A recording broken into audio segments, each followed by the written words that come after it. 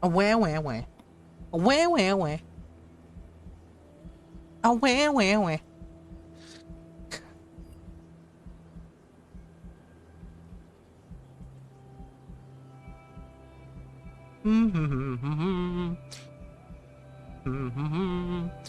Dole, dole.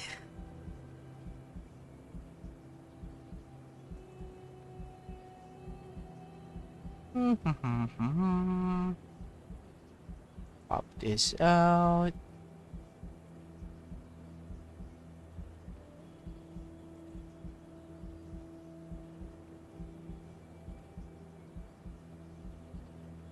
Pop this out. Put this over to the side. Add some presents.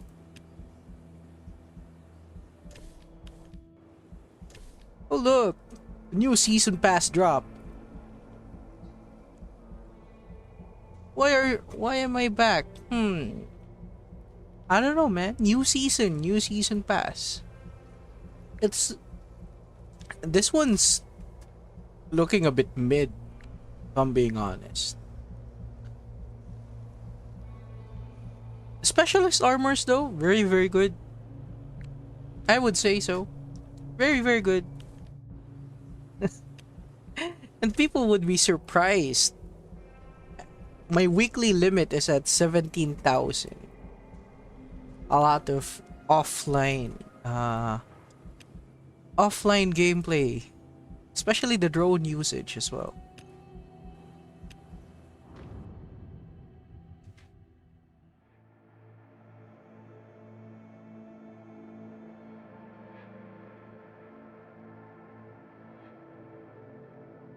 If today is your entrance exam, why are you hanging out? Are you studying, you know? Strider is back with a loot.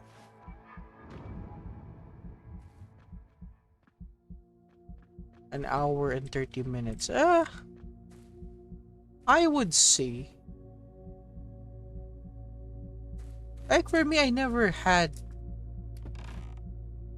Oh, it's an hour and 30 minutes drive to the uni. Let me guess. The university isn't as far. The traffic is just horrible. Oh, and by the way, huge.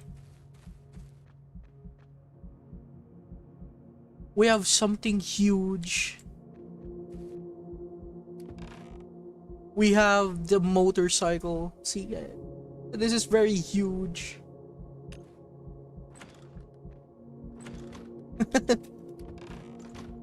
Like, I guess. What time is it? 8 in the morning. I would say that is pretty late in the morning.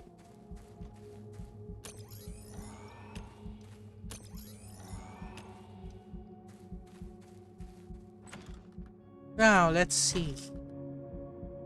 As usual, even at Windows 11, the FPS is still the same.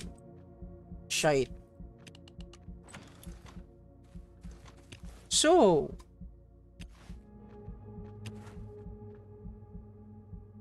ten, 9, 8. That's 3 hours. Anyway,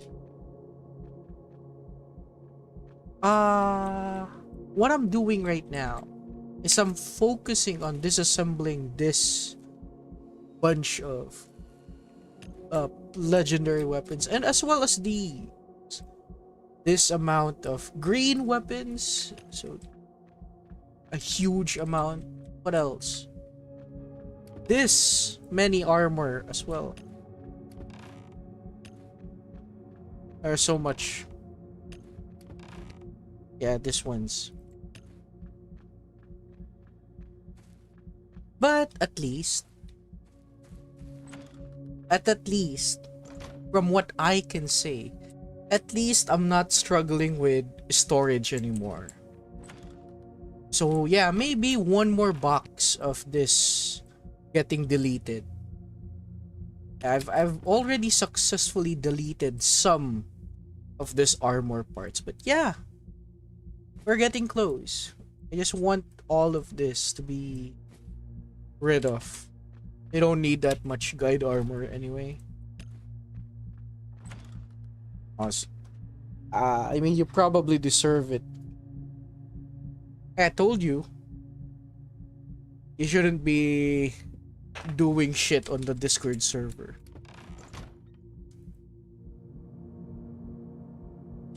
Like, what's the problem this time? Like, let me guess, you were trying to troll someone, right?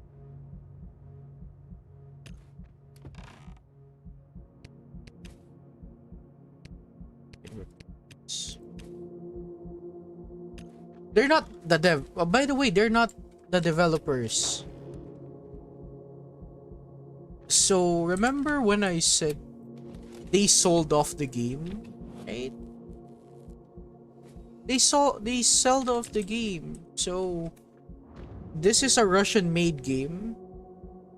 But apparently, currently, Vistrex Limited now owns the game. And where is that? The fuck? Look at this, guys.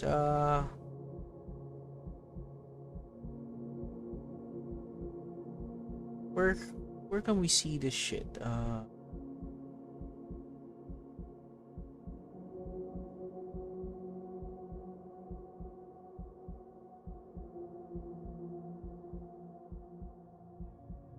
Boss raids. Holy shit, boss raids. Coming soon. MMO. Oh, wait. Let me find it.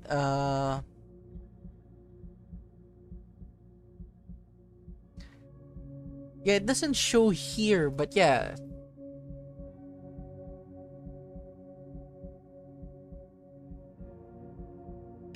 But yeah, somehow the current developers of this game can be found at what?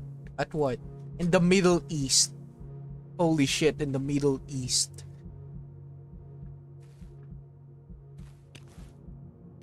Yeah, there's no better explanation. The game is just fucked. I mean, it just proves that we're not gonna get any more updates. I think that's what killed my enthusiasm for this game. Because I was still hoping that they might do something, but yeah.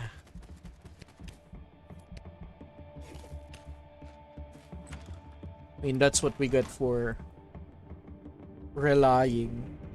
trusting this type of games.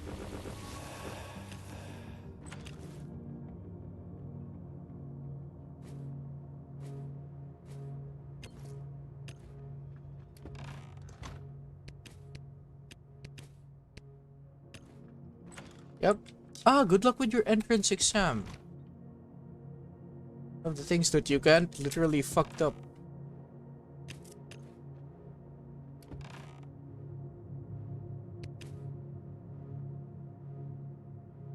I mean, yeah, it's... How do I say this?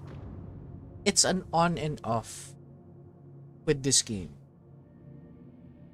Like, sometimes there isn't something new to do. There isn't anything to add anymore. So yeah, that's the biggest limitation of this game. I mean, aside from dailies, daily locations, yeah, pretty limited if I do say so myself. Nothing much you can do aside from this new season pass, by the way. New season pass.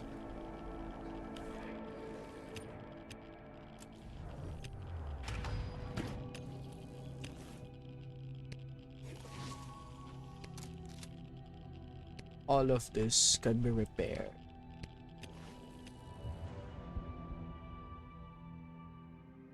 Anyway,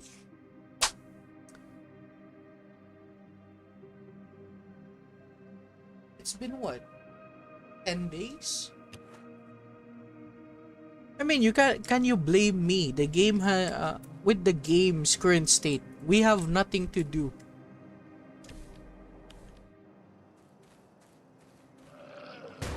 Aside from what? Farm the current season pass. And by the way, the season pass is kinda mid. I saw the vote from a lot of you. You're not gonna buy the season pass. I mean, very good, very good. To be honest, the allies aren't very notable. The legendary weapons, very bad. The backpack though is very, very good. And also, the reason why it's kinda good is only because of the armor. Specialist armors are very hard to get by.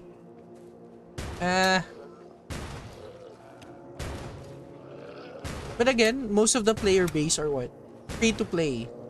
I mean, if you ask me, right, if I do have money, I would definitely get this. If. The word is if. Sadly, it's 0.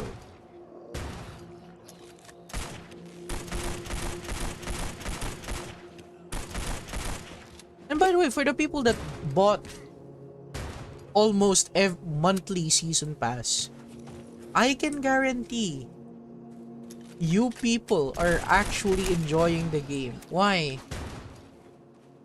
For the people that buy the season pass every month, you have a lot of ally equipment. Like, you enjoy this so much. Aside from that, right, you get to enjoy some of the exclusive stuff in the game. Yeah. Well, yeah, definitely for someone that is just a collector, definitely get the season pass, not for the allies, but for the armors. Like, sure, specialist armors are good, but it also has some limitation. And sometimes, right, this perfect weapons are much better.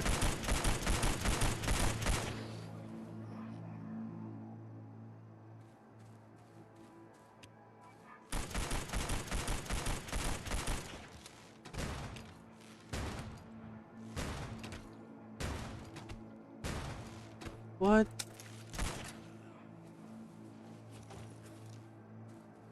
But damn, like, how much did it cost you, Mr. Milenkovic? How much is the season pass in your currency? Like, damn.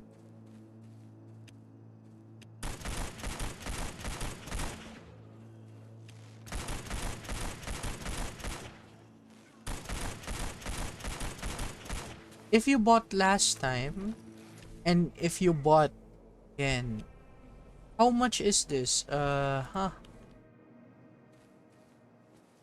much is this? Let's see here.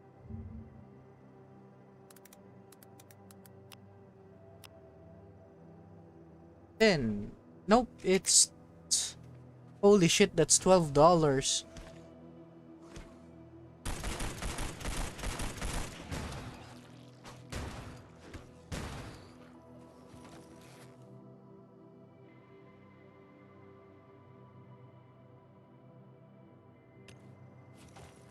€60.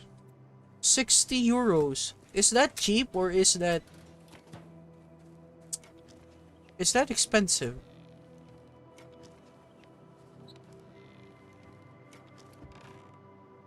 I don't know. Let me translate that. I mean, let me convert that €60 into my currency, okay? Euro.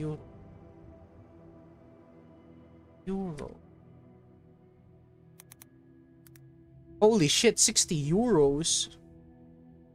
That's like 10 times. Bruh. That's like 10 times the price.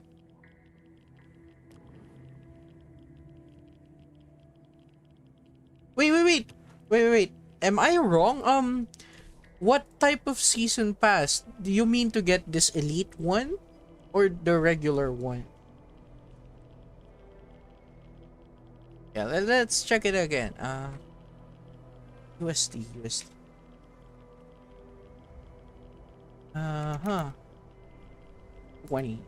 1 1 1 1 2. Nope, it's 23. 24. 1 3 3 5 1 3. It's $25 for the elite for this, the elite pass. Which one did you get? Yeah, I'm back, by the way. Elite pass. Yeah, that's still, bro, that's double the price from my currency. Holy shit. You know, if you actually, you know, if only we have someone like Jimmy, you know, that can. Yo, holy shit, buy me that too.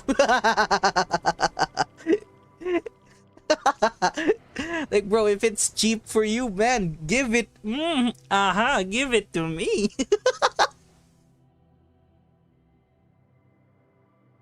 Yo, 60 euros in my currency. That's only $25.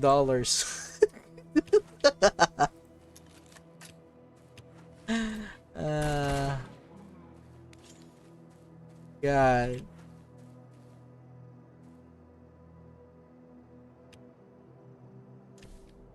The elite pass is only worth it if you buy this in the very first week of the release, just so you can get multiple levels. But considering this elite pass doesn't have a 20 slot backpack and a very basic corrector armor set, it's not looking good.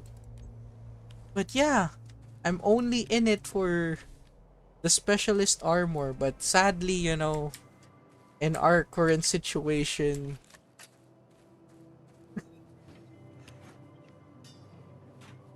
holy shit. God damn it, man. Yo, by the way, Monsong, I think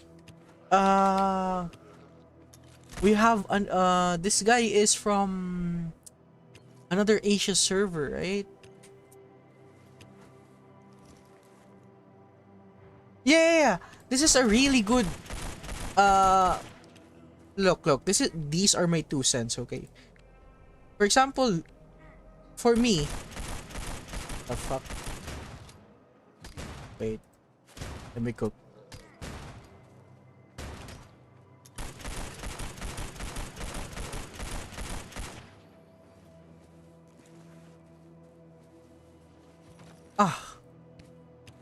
It did not drop the drone batteries. Anyway, by the way. So yeah, here are my 2 cents. Listen very well, okay? So, to put it into perspective, right? Yeah, I'm listening, Mr. Malankovic. To put this into perspective, okay? Where is it? The corrector set. So, every perfect armor set can last you 30 to 40 runs on a single event boss. Like, for example, Cardinal, Golden Dragon, Plague Bokor. Yeah, any event boss, that's 30-40 runs on one perfect set. And you haven't that's not even counting to repair them, okay? That's the value of perfect sets. As for specialist armors, okay? I'll not be here. It's yeah, thank you, man. But it sucks, man. I hope that you can still have time to play the game. And by the way, did you know, guys, I messaged directly the developer. I'm waiting for the response. I don't know, man. I think they seem to like me. I keep getting a reply. And by the way, those replies have their names on it. So maybe, maybe we can ask about the details of the future of the game. And yes, it sucks for the people that can't play for the next event, because the next event 100% is gonna be anniversary.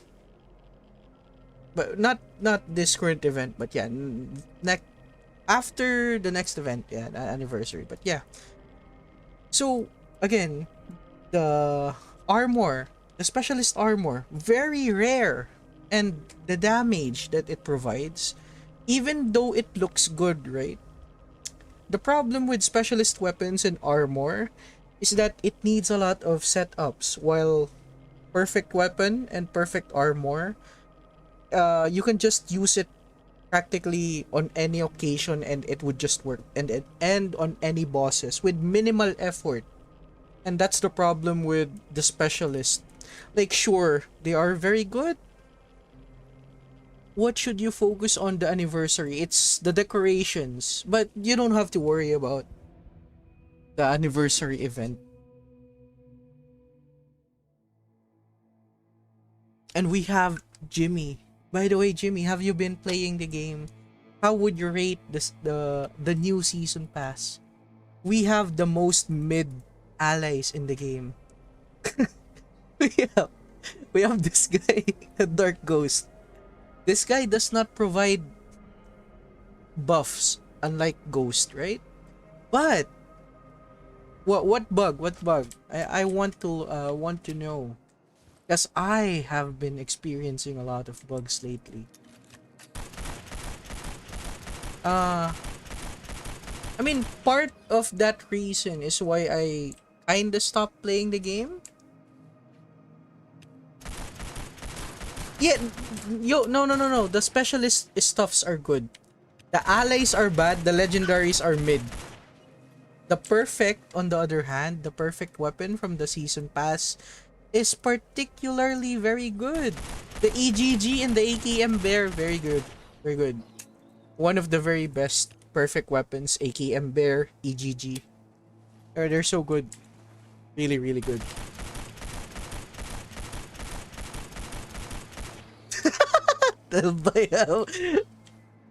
Yo, by the way, wait, what month was that? I still deal periodic fire damage. I use decor for... Holy shit, that's major. And by the way, I also got some bug. I got the infinite durability on armor and weapon buff, but I think it got removed the moment I leave the map. I don't know how I triggered it, but yeah. I don't know if you also guys experience an infinite durability. Yeah, I did. I did try to say something like, can we get a roadmap or something?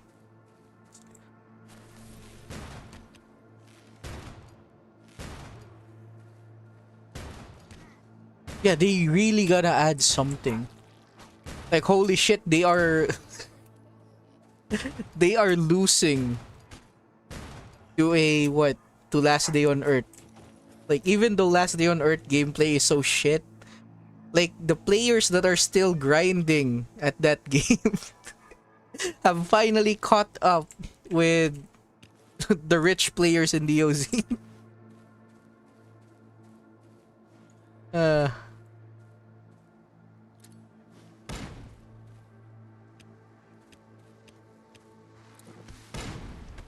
oh no.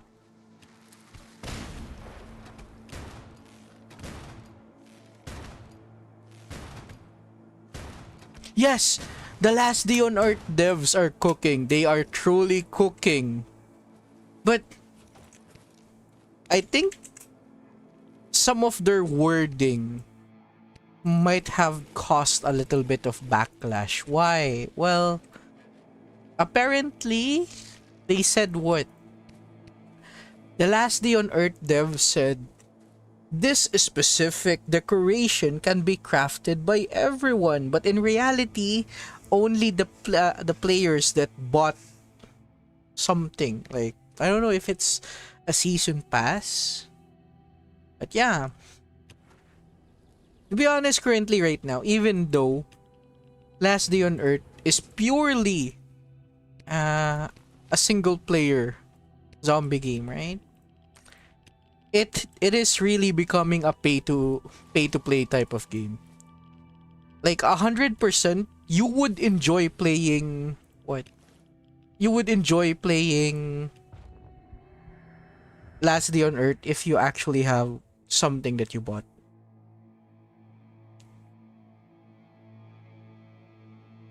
Yes, I truly respect their grind, especially. Oh, did you know? Like for example, for us in the DOZ, right? We have Arc.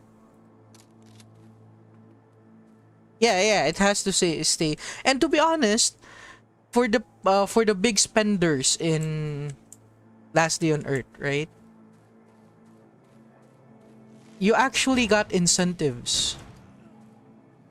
Yo, my friend, welcome back.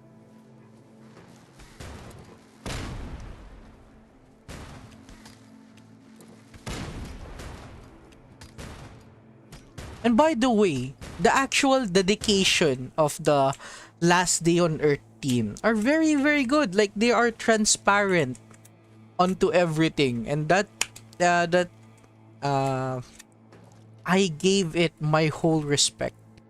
Every game that puts out. Yo, hello, hello, welcome. I always see you at DOZ55 stream, but never on mine. It seems like we are truly growing.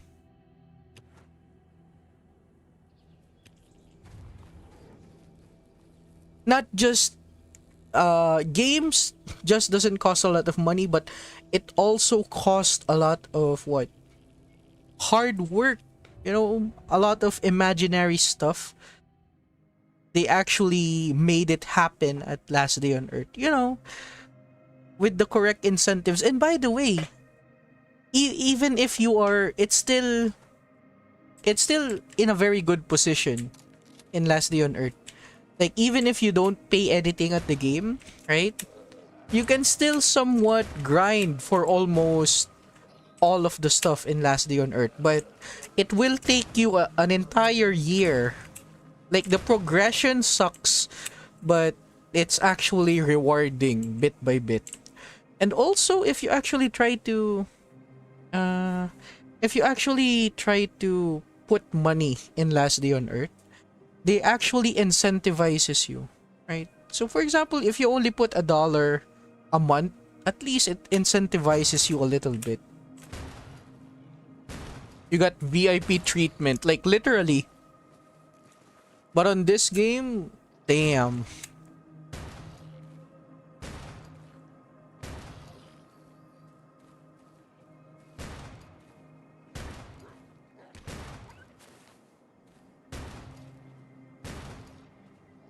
How long? Since if I remember, since 2021. And what year is it today? It's 2025. Actually, no.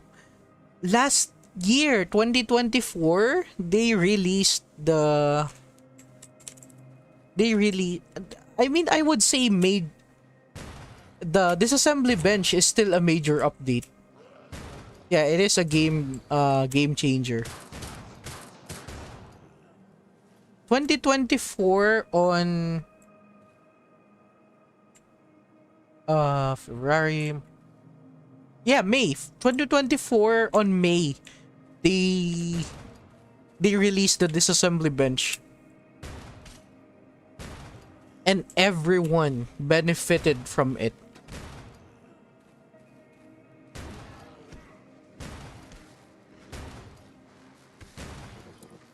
I mean, again, back then, right? There was no absolute way of getting perfect weapons, aside from events. And then we have what? We have the disassembly bench. The holy disassembly bench.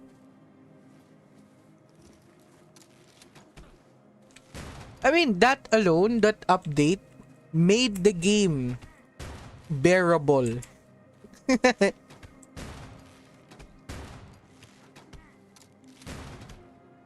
Like, the entire progression of the game for DOZ is if you have managed to upgrade your disassembly bench. Like, that's just about it. Like, you don't have to do anything special, like, for example, back then, right? So imagine being a new DOZ player. Like, let's say you are level 22. You find the game very hard. You search for YouTube guide, YouTube walkthroughs, some guy streaming. Okay, very good, very good.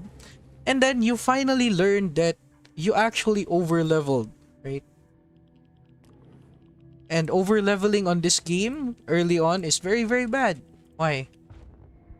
You want to keep your level at very low so that you can kill some specific bosses with ease.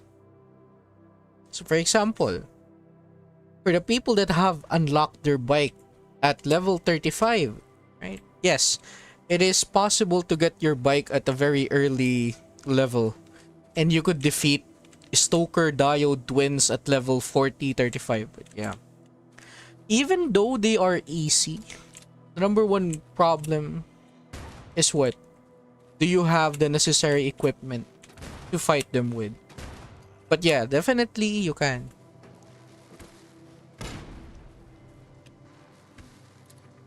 But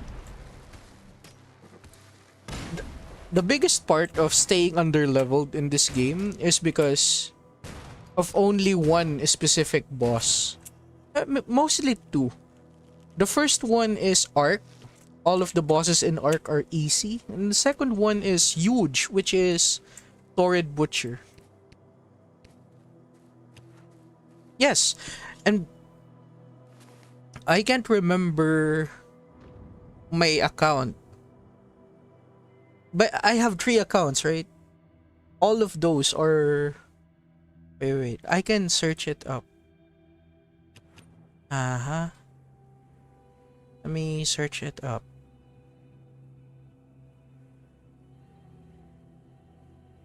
I think I did this. Torrid Butcher. Yeah, Torrid Butcher at rank 3. I think I posted a video. That account already has a bike. Yes, this is level 44. But even level around level 35, I got the bike. So if you actually watch this video, I'll just link this, everyone. I'll just link this to everyone. So yeah, look. I defeated Torrid at such an early stage. So basically, that's what players are supposed to do at a very early stage or rank. Why? Playing on events make it seem like what? Oh, if you play on a specific event, you're gonna get a better decoration. That is true. But again, the biggest problem is if you try to play for an event in DOZ, you are gonna get so much level. You're gonna get over leveled. While fighting bosses at Arc and Torrid gives very little EXP. You just spam those type of boss. By the time you hit level max 121, you cash in those Torrid skulls and you get much even better rewards than playing for events.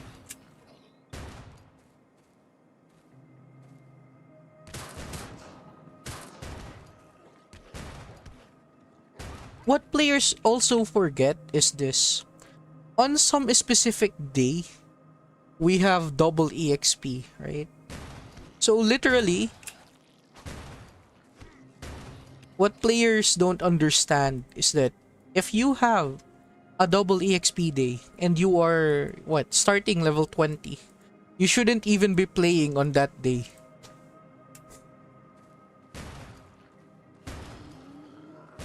But yeah, that is mid-maxing everything just for the full enjoyment of playing the game. I don't know, I think I still haven't opened my account, right? my two accounts. I haven't played on them. And you will see how much shit. If I would say something, I think my two alt accounts that are low leveled is more efficient, more rich than my actual account. And yes, I also hope they are preparing for the anniversary as well.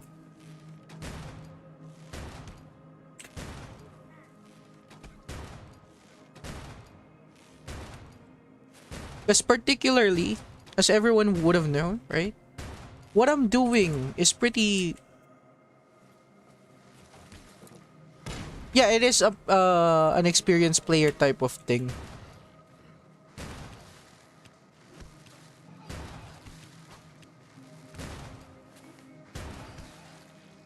Like, you wouldn't actually know that by the time you've actually fucked up.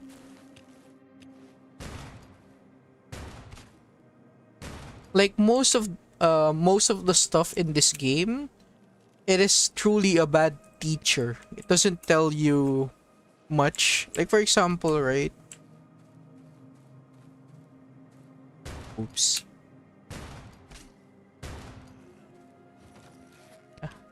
Amazing. And look, what I'm doing right now, we have no events, right? I am just farming for season pass points. What else? This one and this one, drone battery. Now, on paper, this is very, very, very boring, right? But I can guarantee you, there isn't anything better at the game currently. Yeah, it was very too late. But for the people that realized it on a very later notice, currently they are at level 90, 80. And yeah, there's again, guys, once you hit rank 6 or rank 5, level 91, this is the point of no return. Supposedly, the perfect time to build your bike is at level 91, 92. Rank 6.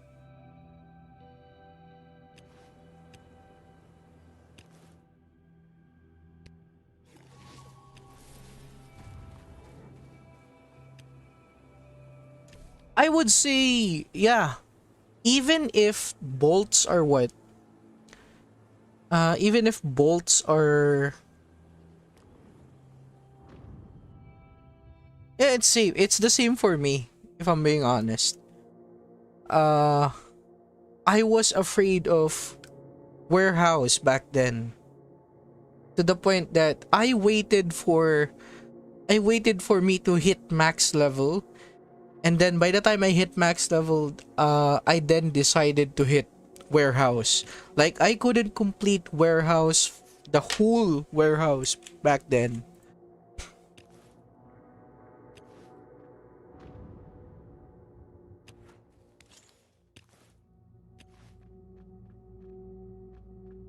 Yeah, bolts are rare, super rare. But if a player, like for example, right?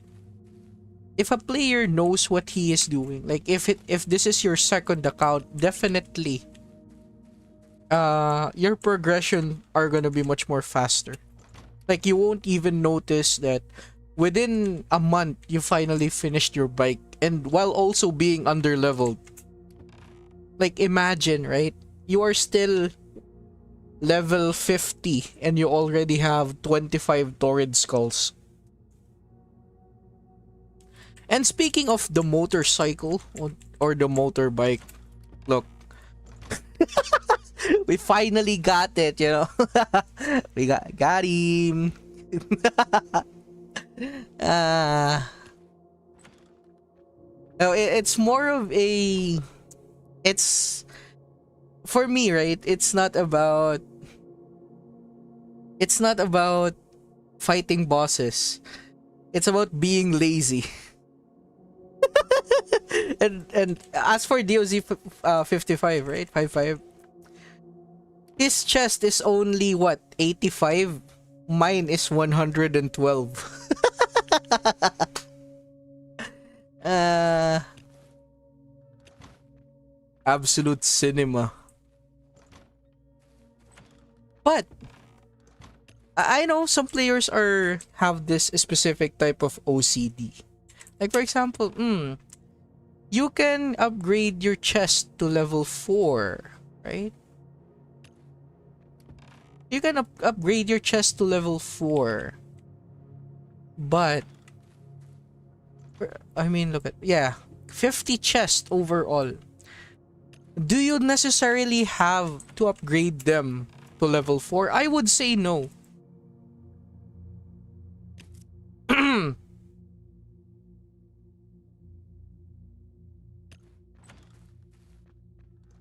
And clear contrast of actual players playing the game. This is absolute gameplay right here. Anyway. But yeah, I don't think any person actually needs to upgrade their chest. Why? Let me explain. Hold up. This is just gonna take 2 minutes. So for example, let's say you just have this OCD of 145 slot backpack for each element. Good. You have fire, ice, electric, doom fire, and you don't have to worry about deep wounds and toxic, because most of the weapons are shit, right? And let's say 1 box of perfect weapons. Sure, why not? As well as healing meds. I mean, at this point, right?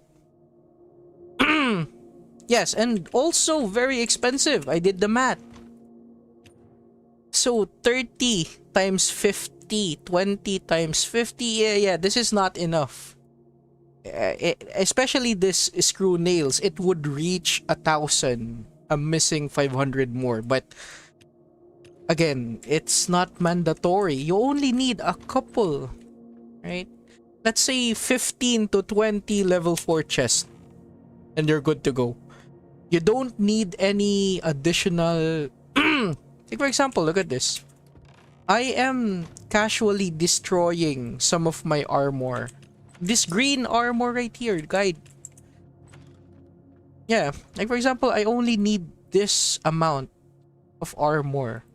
Green ones. Yeah, and you only get the locks from defeating Force Beast. And also, you need to do a lot of chests, or you, yeah, delete stuff. The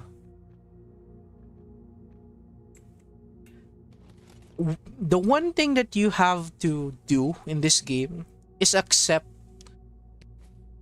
that there are some things that you need to throw away and only keep the valuable ones. And it's very hard because the game has wired players into hoarding a lot of items. Yeah, I mean, if your current goal is upgrading all of this chest, right? Like, sure, you're gonna have a lot of storage, but again, your soul is gonna be empty. After you finish this current goal, you're never gonna enjoy playing the game. Like for example, right? I still see other players. Where is it? I still see other players use useless legendary weapons. Like for example, use this. What's the point of using this? Especially the Black Strider's Pass. We already have this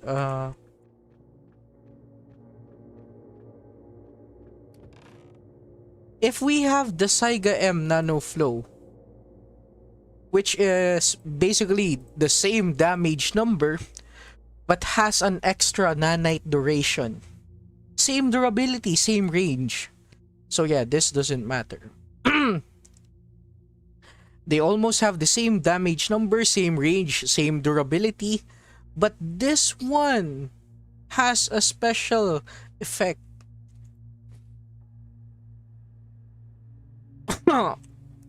So yeah, I mean, look, even though you can use this on a regular basis, the actual progression of this game is what?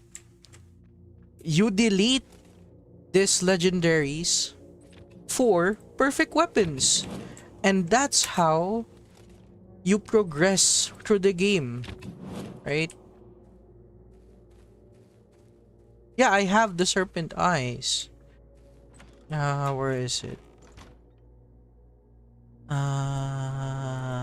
Shit. This one, right? It has a dodge and running speed. But yeah. For example, like this. You won't necessarily make use of steel ingots. A lot of new players are struggling to get this. But what they don't understand is that they are just progressing very wrong. You know, they are prioritizing a lot of different things. The number one should be what? The disassembly bench. You get a lot of stuff. The most, like for example, right here. I don't need to farm for this and this anymore because I get so much from disassembling all of my stuff.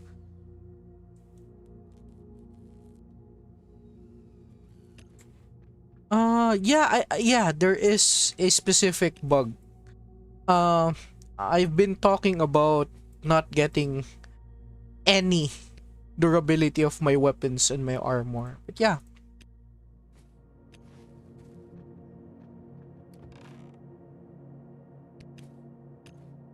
I mean, it's a very steep hill.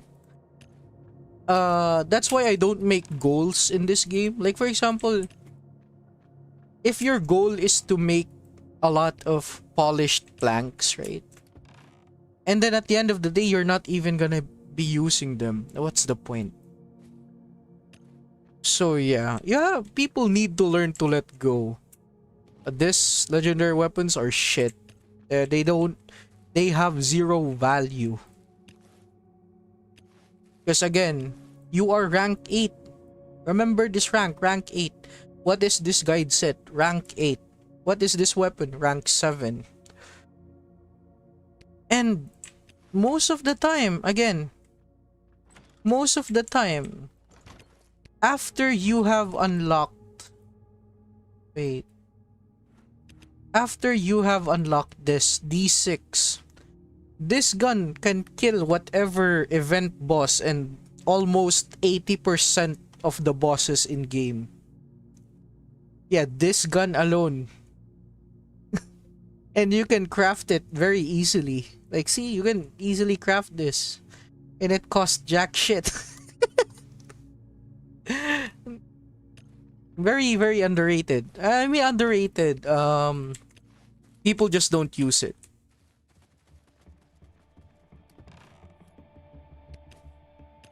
Like, for example, okay.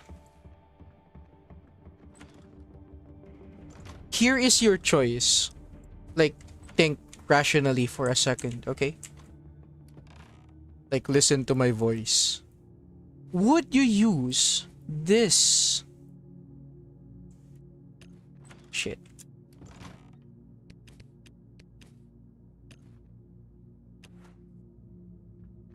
For example, would you use, if you already are level 121, you already have a level 3 disassembly bench, right?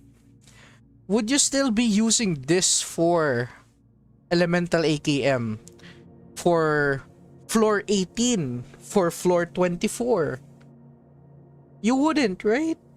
Like, it would absolutely save a lot of time. Like, for example, I think my best time for floor 24 was 8 seconds. And if you use this, it's gonna take 3 minutes. Plus the amount of tactical tomahawks you need to kill for that aberration. But yeah. It just, at this point, it just doesn't make sense anymore. That's why, again, I have decided to fully clear out all of this as well. I'm not gonna be needing that.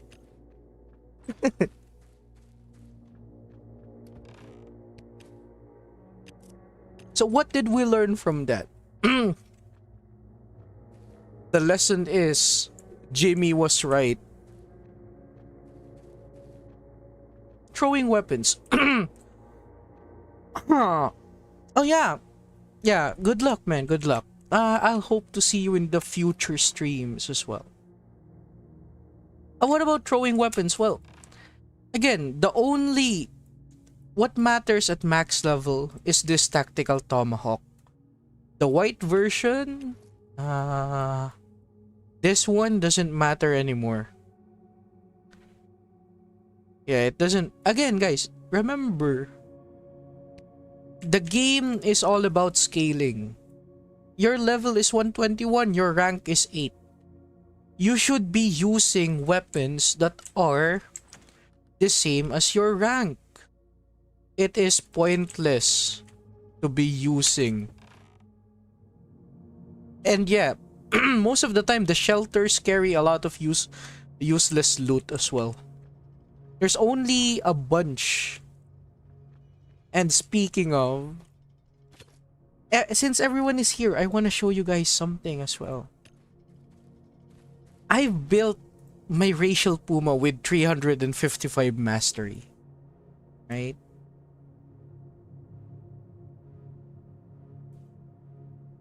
Why does this matter?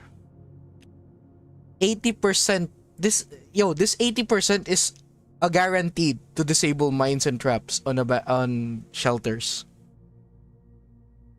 Also the 20%. Yeah, it's better to show you the actual damage of my allies. A better demonstration, if you will.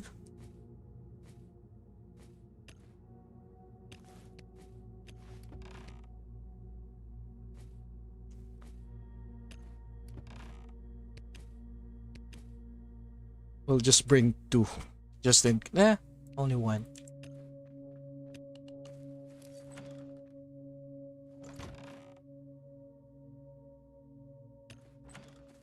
I'm gonna show you why this matters a lot. Like, really, really a lot. They have good energy. Also, this guy, I also built this guy to level 81. You can choose to give him elemental mastery for even more direct electric, but yeah. This guy really helps you a lot with the twins.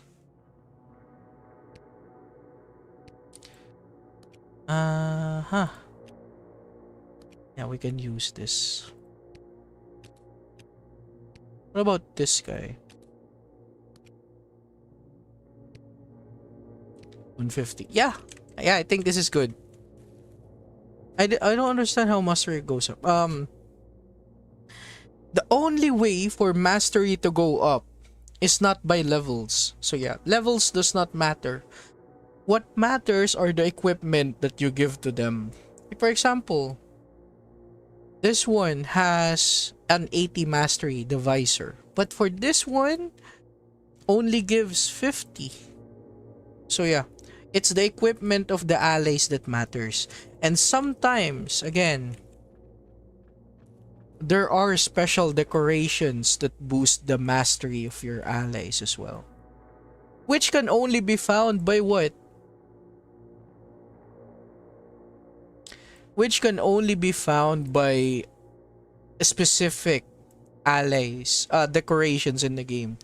Like, yeah, let me just look for it. Assault rifle SMG.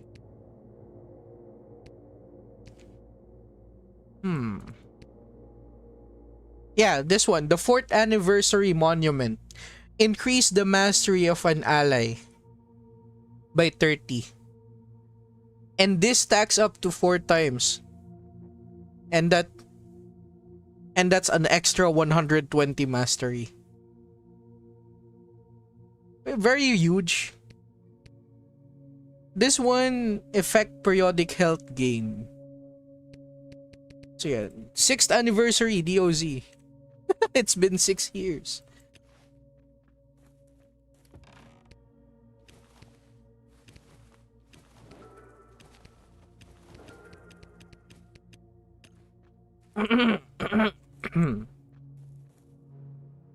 What else are we missing? One more set of healing.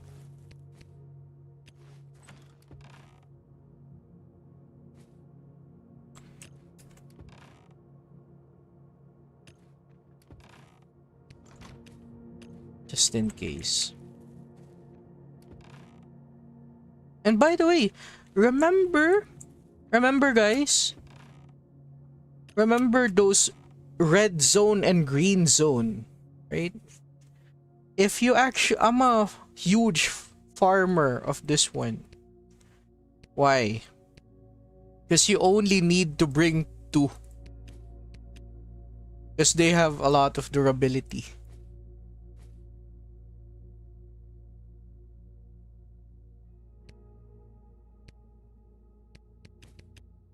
Yeah, these type of equipment right here are very, very good. You only need to bring 2 and you can also repair them. Yeah, very, very good. By the way, if you want to farm this, there is one on the northern part of the map. In Desolated Hollow and in Windbreak. The same as with their respective yellow zone. So basically, if you're lucky, you can get 4. Or on a minimum, you only get 1. Sometimes 2. Always, and to get this, it is usually found in backpacks in yellow and red zone. So if you see a backpack, check for it. Sometimes a suitcase or a chest. Yeah. Very, very good. I don't know the weapons. Also, the problem with shelters is that sometimes it's different for every shelter. Like for example, level 1, most of the time, right? Most of the time, you only need 10 of each from level 1 to level 2 shelters. But for me, it doesn't matter anymore. I just bring 20. Because 100% I'm never gonna be relying on this part of... I'm never gonna get any of the loot. Because again, most of the loot becomes insignificant. The only thing that you are looking out for are the most important items, such as what? Legendary armors, shields, spokes, what else? Activators, especially for this one, which can be very annoying. See, also very expensive, but yeah. Should you use decorations whenever you go out on abandoned shelters? I would say it depends. If it is abandoned shelter level 3 and 4, I would say yes. Most of the time, the only thing that matters that you should bring up in here is this alcohol wipes and a blood groove. Why blood groove? Well, sometimes healing does not matter and there is an additional boss at shelters. But yeah, it's a matter of preference. To be honest, I don't even need this trap detector. Why? Because I already built I built this machine.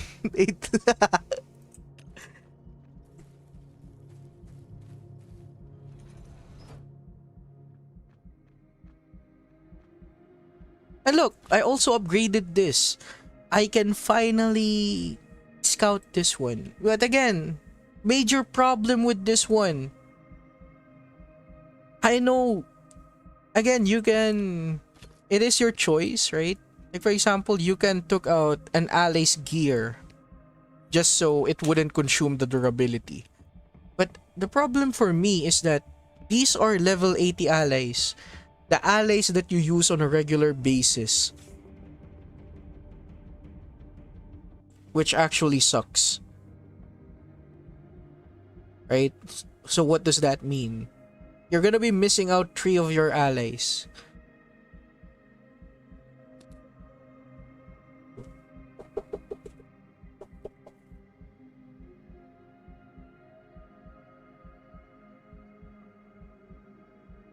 right? You're gonna be missing a lot of stuff. Like, look, instantly, 3 of my allies are gone. Right? Damage to cutting weapons. Bloody aberration, you get dirty faster. Okay. And by the way, yes, it is. It is 120. uh,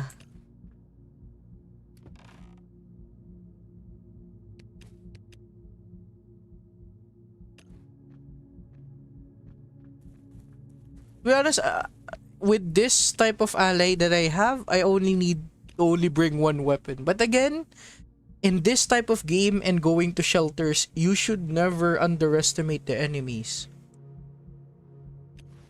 Again, the only notable items that you can get are the only important ones. You don't need to bring up all of the shit that you find.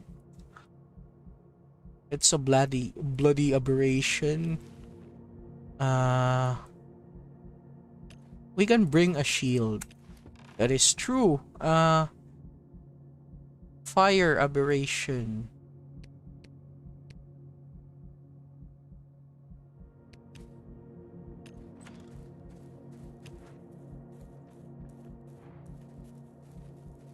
We can bring a shield.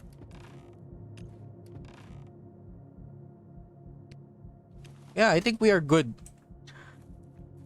But to be honest, this is just a showcase for one specific ally, which is this guy, Racial Puma. Now I know a lot of you might be getting a lot of a lot of extra Racial Puma. You just instantly delete her, right? I'll show you why this ally is underrated. Especially if you are the type of player that wants to challenge yourself. Go to shelters level 2, 3, 4. Look at this. Ally damage in the abandoned shelters increased by 3 times. Plus, if you add this 20%.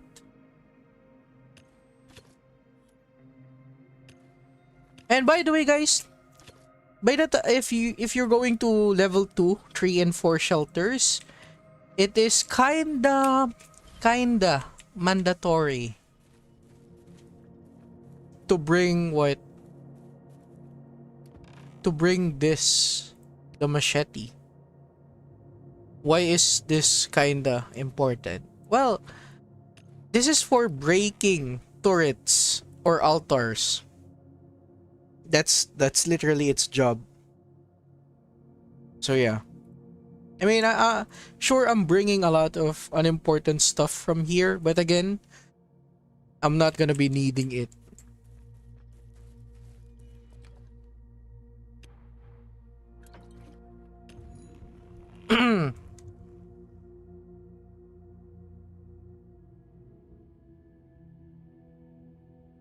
Yes, the graveyard in co-op is better. Even if you try to fight it on solo. But though it is better, it is not worth the headache. It's only good, like, let's say, if you have the Wasteland perfect weapon and a very good ally. I mean, if you have Harley and Ghost. But yeah, at this point, it's not worth the headache to actually even fight the main boss.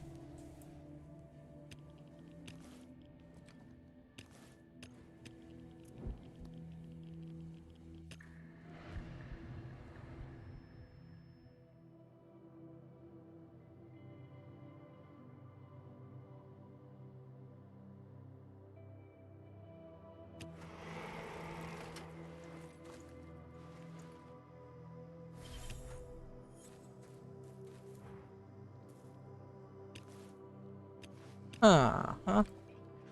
Let's see here. Look, see, there's a trap, right? Let me show you the power of Racial Puma. Boom. I instantly failed.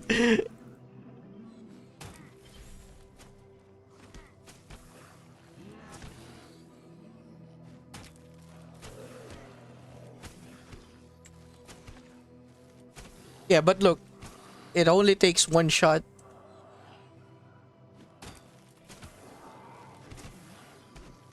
This time, this time it works. This time it works. Go, racial puma. Tada, see, tada. But. Where's most points for season pass? Red zones, red zones.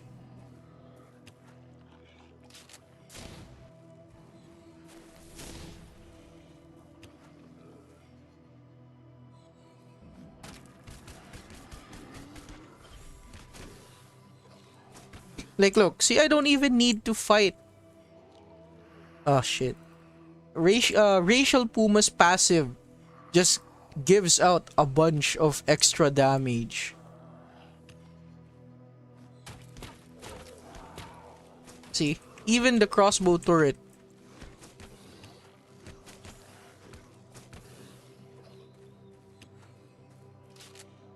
Yeah, so sometimes, right? Especially on abandoned shelters 3 and 4, having a racial puma is mandatory. While also building allies that do DPS. Like for example, this ally gear set is pure DPS with only 165, 150 mastery. They focus on attack power that reaches up to 1000. Like look at the difference. Ah shit.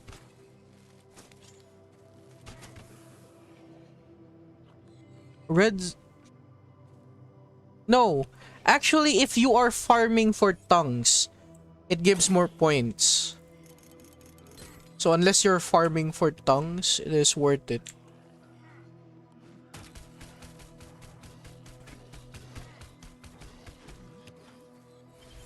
But yeah, definitely red zone is much more fast.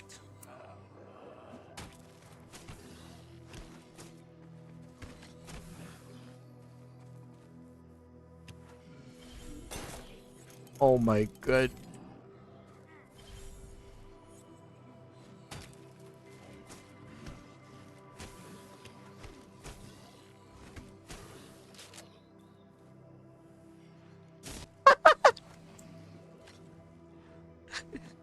But if you're not playing for tongue, you know, just do red zones.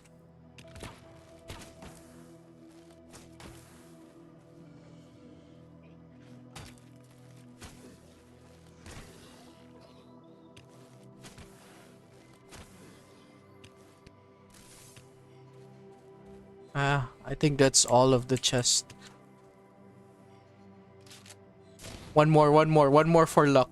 This time. Yeah. Just for maximum. Wait.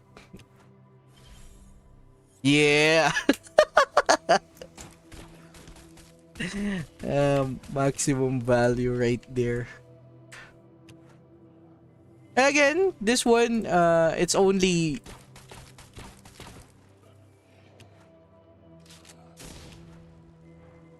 Yeah. Amazing.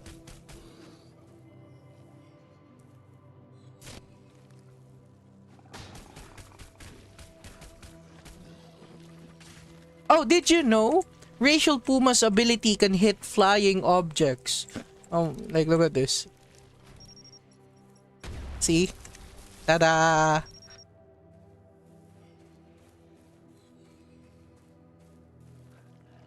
Again, very underrated character.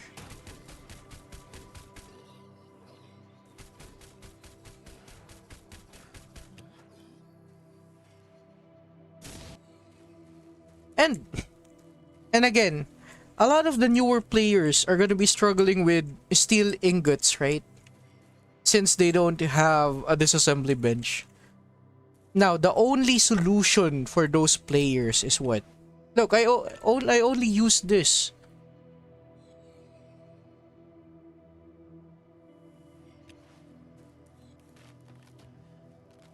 See, I only use this and I did not use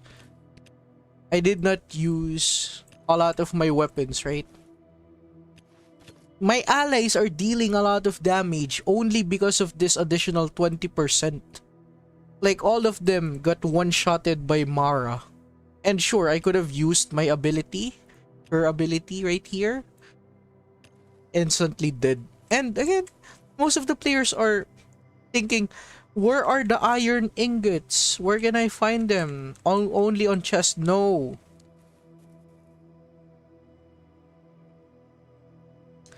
Yeah, again, you have to bring a blood groove over here. Blood groove.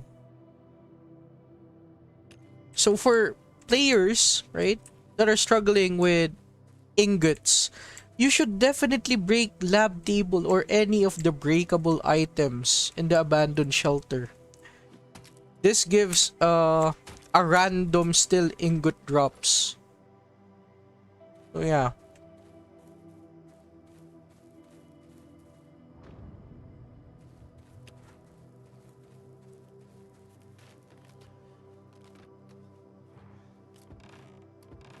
And look at this. They're not particularly good. And also, the reason why you're bringing Racial Puma to shelters is because of her ability. Like, for example, you got these guys spawning randomly. Her skill is basically an anti-flank. You put this on the entrance of the map. And before the enemies could reach you, right? They instantly die. But yeah, definitely break any of this. Like, all of this material that you see in the abandoned shelters. If you badly need steel ingots, like, that's the only way. There's no specific item or building to destroy. It's random. Like, look, I'm only getting this for the sake of getting these items. This is particularly useless. And this is why I said doing abandoned shelters feels counterintuitive. It's not that good once you reach a certain point or level. Will this break? Oh no. Anyway. And look, see, they just die instantly. Yeah, and look, there's nothing more to do anymore. And since my allies kill them, I don't get dirty faster.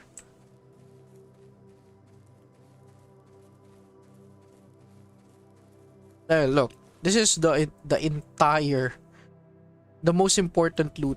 Only this 5 items right here.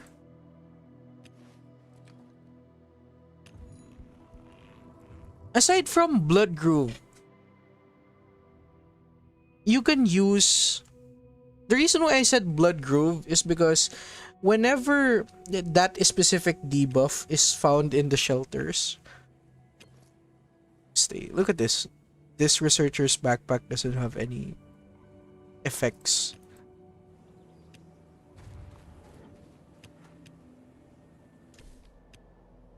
Like, early levels, absolutely. On early levels, right? Doing abandoned shelters can be very rewarding. But playing on my second and third account, what really give out the most loot is doing Arc and even fighting Torrid. So yeah, even at the early levels, this is important, right? It's not as rewarding as you think it is. I mean, sure, if you don't do shelters early on, you're missing on steel ingots. But if you played correctly, right, you will get access to the disassembly bench very early on if you just played correctly. Speaking of, how is the new season pass for everyone? Like, what is all of your level?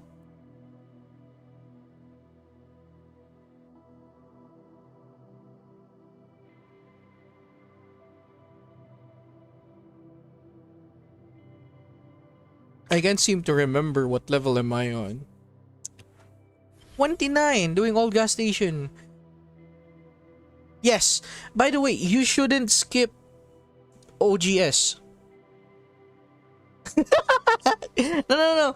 Jimmy, uh you have to think. You have to think outside of the box. I do this for research purposes. It's so that I could put myself on the shoes of newer players. And again, and also the other reason why I am doing this bullshit, right, is because there are still a lot of people that are spreading false information. Like, they keep saying, do this, do that, you're gonna get rich. No. I call bullshit.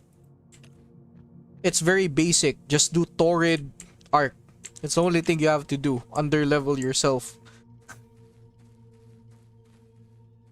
But yeah, doing OGS is important. Why? Here are the important locations that you may want to go. I mean, OGS is for grease, fuel, what else? Legendary arms kit. And by the way, if you miss this location, you're never gonna farm legendary arms crate, and we all know this is pretty fucking expensive. Like, let's look at the gold. 2,500. Yeah, the chip shells. No. The chip, think of it this way. The chip shells are a bonus. The reason why you're going for OGS is for the legendary arms crates. This one. It is always a guarantee. You get 1 or 2 of these. Aside from OGS, Besieged House also gives legendary arms crate. What else? Forgotten Graveyard also gives out legendary arms crate. What else? You have Screaming Forest. And by the way, Screaming Forest gives out 15. I don't know the maximum amount of legendary arms crate you can get. But on one particular day that I've farmed Screaming Forest, I've gotten 15. So yeah, for the people that are pretty fucking poor, you know, mid-maxing the game, definitely visit those places. Aside from that, Forgotten Graveyard is also very good because of the grease, the energy boosters, and tonics. And it's the same with Hope Farm. The only reason why you're visiting Hope Farm is for the tonic, the bike mod kit, and what else? Energy boosters. Basically, you can get 5 to 6 energy boosters per day. And the very big downside, you cannot farm this with gold, right? You can only get this from doing those locations. Especially again, allies that hit level 120 are the meta. Like, one level 120 Harley can carry you through the entire boss of the game, the entire location. You only need one level 120 Harley for one location. And this is so yeah, this is why this matters. I know a lot of you might think, but there's a leaderboard for allies. No. Whenever there is a leaderboard for allies, you should never participate in them. Why? There are always a lot of players that have multiple 120 allies. You are not getting you're not gonna be able to fight them. Cops, I mean, I don't even do cops anymore. The reason why you're doing cops is for completing your disassembly bench. After you finish your disassembly bench, there's no more incentives going in there. I guess the only incentive would be if you are lucky, getting the Crux rifle. Right? I mean, most of the time you get this AK or shotgun. But yeah. Those are the very notable locations that you should definitely visit. This is not some clickbait YouTube video that says top 10 places that you need to visit on DOZ. Number 1.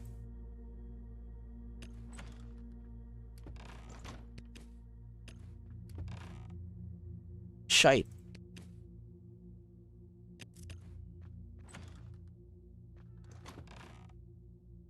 Oh yeah, I think it's the same with this. Where is it? This one. I think once you upgrade all of your once you've upgraded all of your ally, you're never gonna use this. I think I should destroy them. Also, since I haven't fully built my motorbike, right?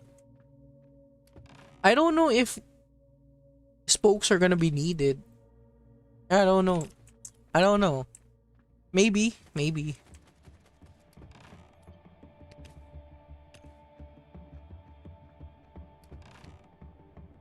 It's the same with what? It's the same with trade items. Like for example, tobacco, bucks, Garkov, and beer. The reason why you're saving them up is just to get where is it? Just to get this, the trap detector. But again, once you have a certain ally like Racial Puma, this becomes very useless to some degree. And for example, there are cases, right? Triad. What else? Triad. Decay. Yeah, Decay Crypts. Even on those locations, players don't even try to use this.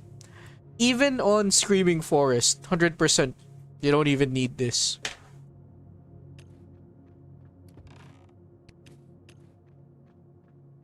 And what's the point of stocking up on radioactive food? Well, the reason why I'm stocking up on radioactive foods is that on some particular events, right, where you know you can reach points up to 40,000, 30,000, right? You are gonna run out of food and energy.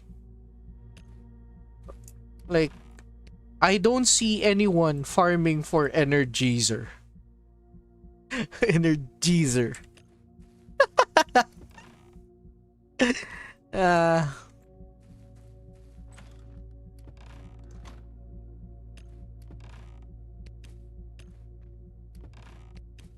But yeah, this particular armor set, right? I use this for my regular shelter outing. Again, all of this makes sense. Like for example, this one, I use this for Plague Book. Is it Plague Bukor? No, sa Medibukor on Forgotten Graveyard.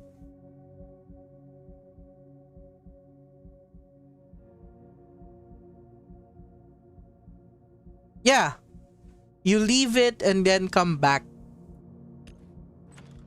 Yeah, I mean, I haven't done Butcher today. You know what? We can always one-shot Butcher every single day.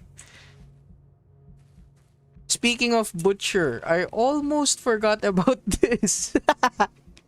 I almost deleted this. I mean, again, at some point, this becomes very useless once you have a bunch of what? Black Strider armor sets. Yeah, this one. They become very useless very quickly. See?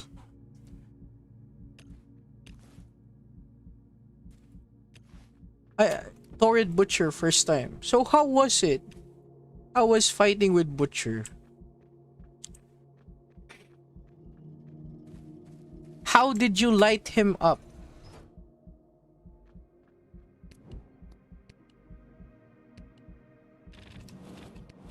Damn.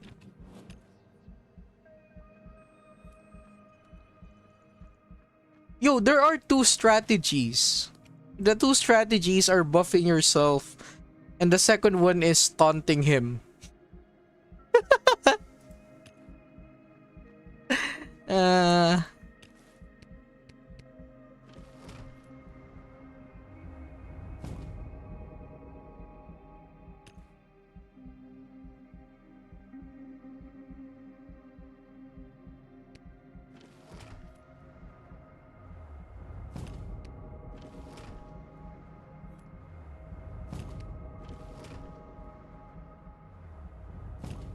That's literally the reward.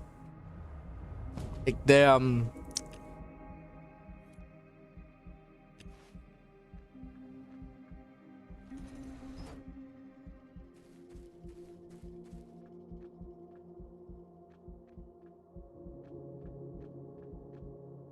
And by the way, guys, if you don't have the capability of one-shotting Torrid, the only notable weapons that you can use, how do you minimize the errors of forgetting something whenever you go? Like, to minimize the errors, right? This is what I do. This is why I am destroying, like, for example, this one. This was supposed to be armor, right? I'm destroying all of this inside, disassembling them, and then I'm making a specific boss for a specific box for a specific location. That's why, for example, I have these sets right here. Again, this is for Forgotten Graveyard. This is for Screaming Forest and or Hope Farm. And then this is for, well, what do you call it? Slammer. Oh yeah, and by the way, everyone should definitely try this build. This is a very good build for Slammer. You have a 17% throwing weapon damage for killing all of the bullshit gnats in the game. This is enemy receives acid damage. Basically, this is the only acid type of this is the only acid damage that you'd ever need. And then this one, the tree armor from Forest Beast. The tree sets increased damage dealt to armored enemies by 20%. You know, this 20%, do you know why that matters? Like, for example, if I use the Call of Death rifle or even this one, like, technically, I can one-shot most of the mobs, even the armored ones on, what do you call it? Slammer. But yeah, I haven't done a lot of things today. So yeah, I'm feeling motivated.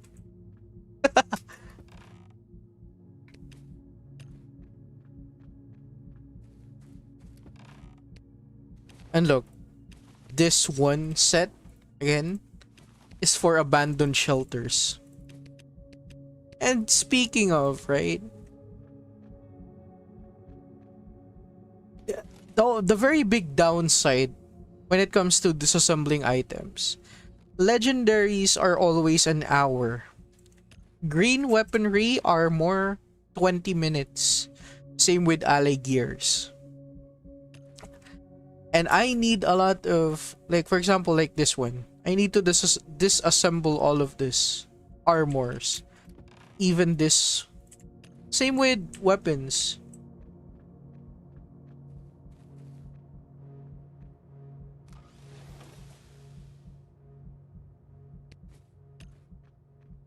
And look, I have already made 2 boxes of planks. I don't know if anyone is also doing this, but yeah, I think I am set for life. We don't usually use them. Like for example, right? Jimmy only plays this game for 2 hours. It's the same for me. Most of the time I just yap for 2 hours and then say I'm tired. Right? Like I am not my stamina is very very bad. Like my stamina is very bad. I'm not like DOZ 55 where I try to visit all of the location.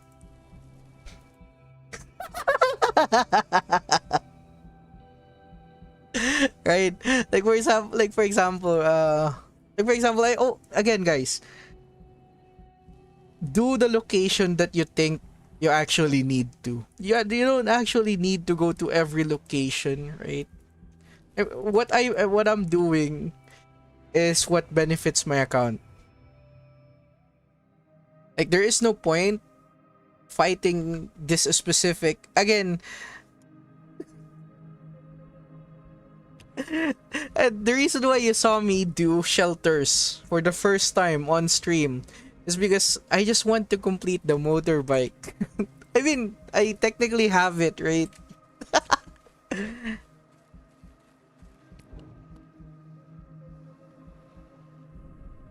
Oh, absolute cinema. Look at this. And by the way, guys, what day is it today? It's Thursday. Uh, this one, you, for my own calculations, okay. Every week, this guy sells a random legendary. So yeah, but don't forget, you have to keep visiting him consecutively. If you don't actually visit him, like for example, today is Thursday for me, right? So in the next week, I don't play the game and I come back Thursday. This guy is not gonna sell any legendary. You have to visit him. And that's why we bought 20 boils.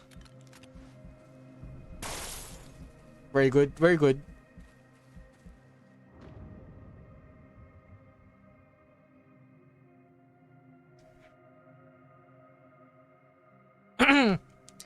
I would say though, the game gets very, very quiet and very, very boring. Very, very fast.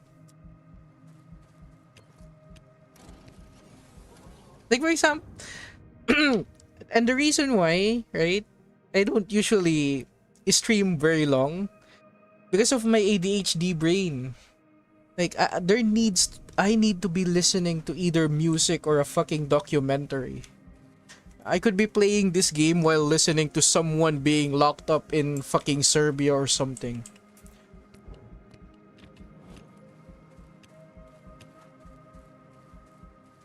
Like I could be playing this game and watching a 4-hour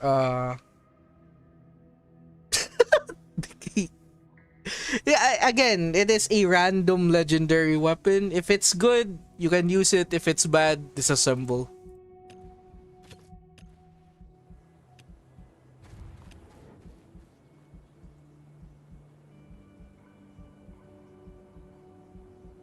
Right now, I think all of my decay or crossbow. No, I can't eat. Somehow, somehow my brain is focused whenever I hear the stories of uh men doing hard time in prison. Like, and sometimes I don't even understand the language, right? And they're just gonna be saying, sometimes I do love a documentary whenever they auto translate the words for you. Like last time I was playing this game, I was learning about the MS-13 gangs in the hardest prison.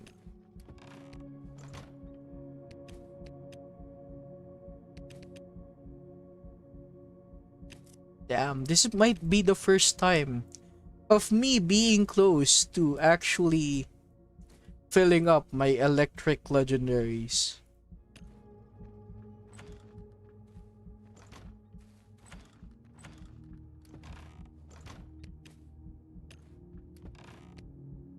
Now let's see here. Going for Butcha.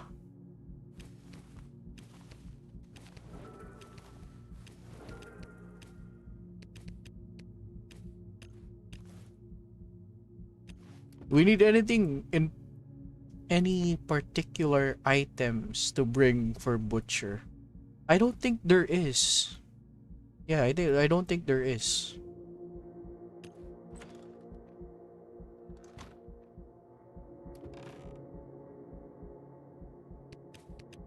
I think we need this, right? Yeah, we need this. Eh. I forgot what to bring.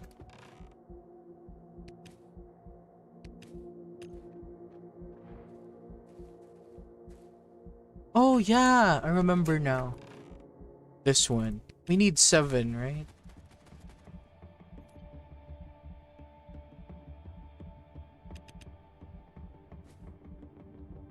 Yeah. Try to have a museum of legendary weapons. Like, for example, what I have in here. Fire, acid, electric. And then this one. Some random 100 slot. And if I'm being honest, I'm never gonna be using any of these weapons inside of this chest. Like,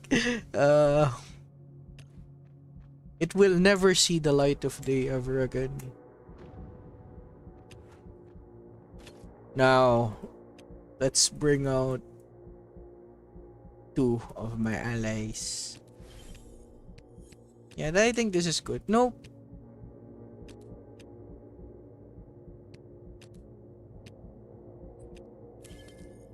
Yeah, I think this is good. Now, we need something to burn him up.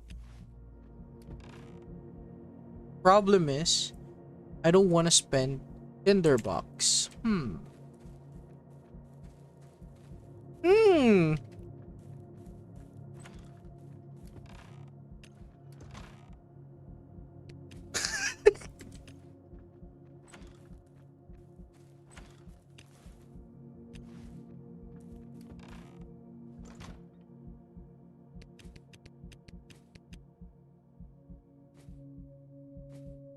I think this is what Medicat used.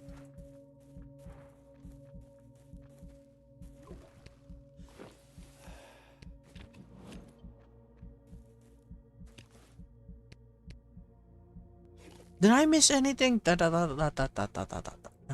Nah, nothing.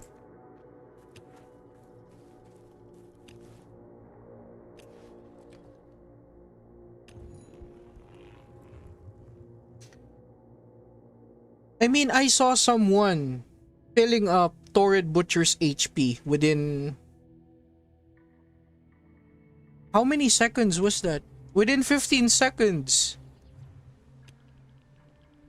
I mean, it is kinda expensive. He used Ghost, Harley, and then... He used Ghost, Harley, and then Cardinal.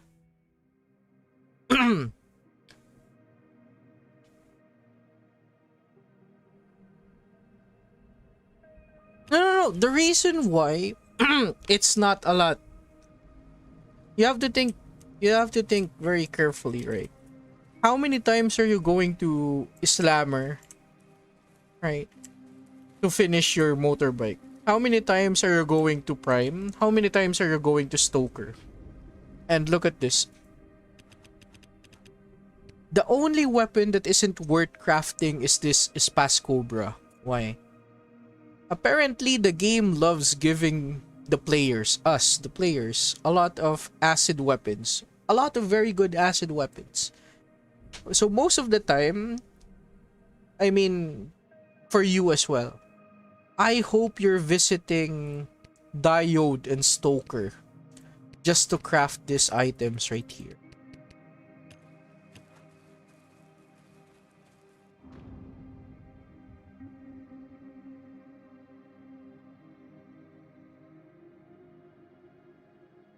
Because if you think about it, right? For every Slammer Prime run, it costs two Tinderbox. Maybe 2.5. I don't know if this can one-shot. Oh yeah, I remember now. They only have 4k HP.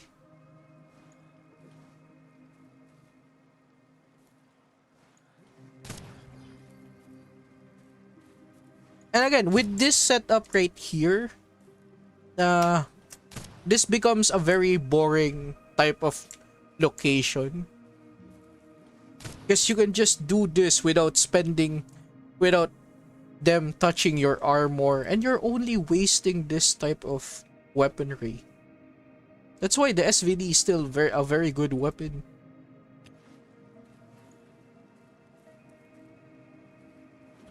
And by the way, if you add a nanite to an SVD, it almost deals the same damage as a legendary weapon. So yeah, that is another different perspective.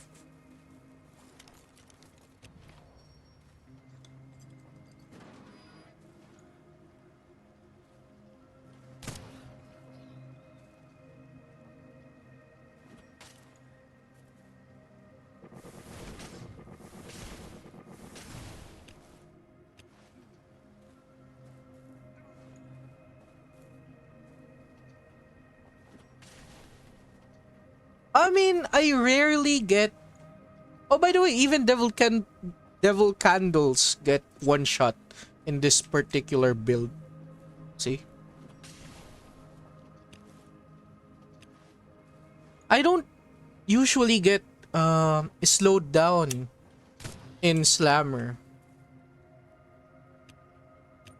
Again, guys, the game wants you to deal more damage. The game doesn't want you to survive. So in this case right here, 6,000. You're better off one-shotting them rather than them hitting you.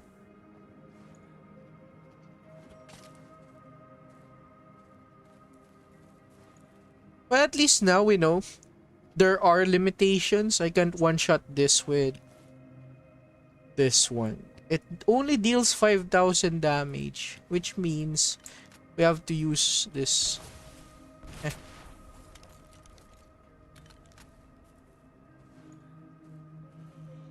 4,000. And this guy. 9,000. Can this one shot? Oh yes, it can. Amazing. How much DPS? 2,000.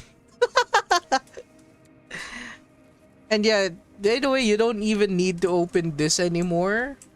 Like, sure, it may have a duffel bag, but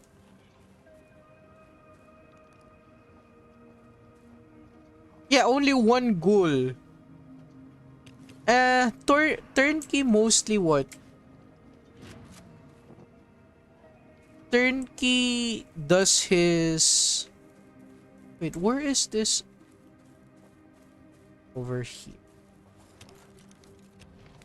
What Turnkey does is doing his special attack. And again, all of the enemies in Slammer are weak to fire. It's basically better to deal more damage.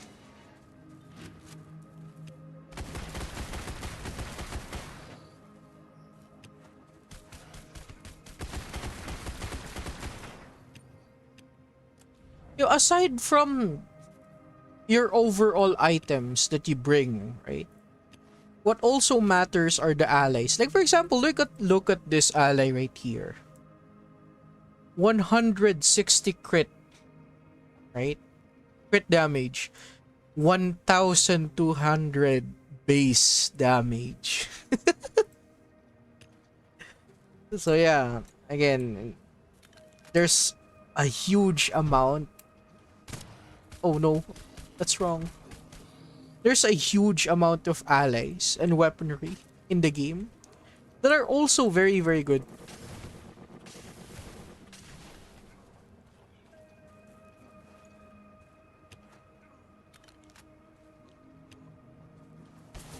Ah,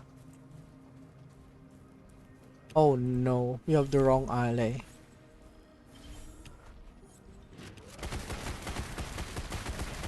I haven't done Slammer for me.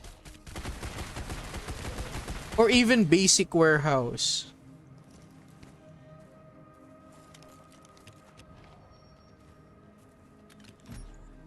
Let's see. Tada, one shot. And by the way, the reason why one-shotting enemies with snipers are efficient. Naturally, sniper rifles in the game have a very low durability, right? Don't worry, I'll do Slammer after this. If you manage to one-shot every enemy in a specific location, the value of a specific sniper rifle goes up. So yeah, only only the real value of these sniper rifle comes comes into the spotlight if you have this specific set and this ally right here.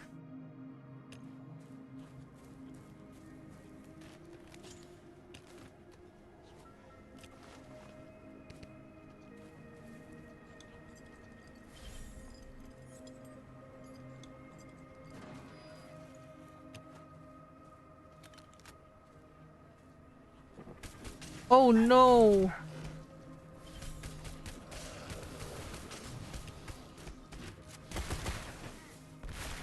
And also the reason why I hate getting hit in this armor, because it is so hard building this armor in the triad events. As much as possible, the reason why you're using this, right, is to never get hit. But on occasions like this, for example, in this burned restaurant, there are certain parts where enemies spawn, right? So there is no escape.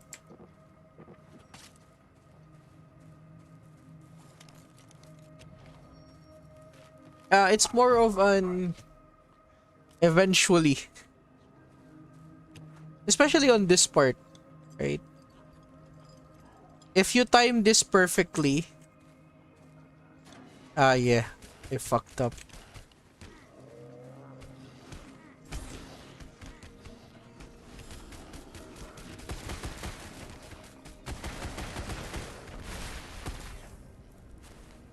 Like, if you time that perfectly, you can definitely get away.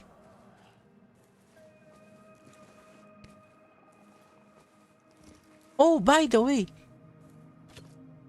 people actually forget to use this character. Anytime an injured enemy is being healed, part of the healing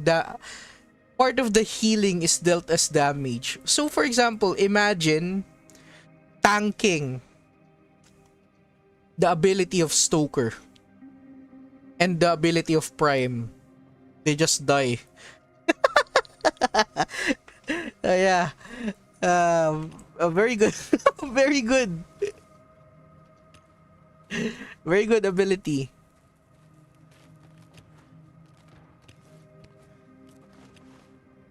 Ta-da! We got actually a free cauterizer.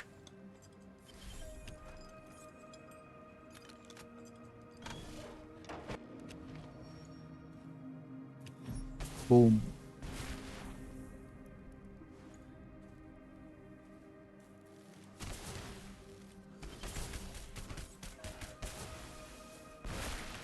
Wow. That sucks.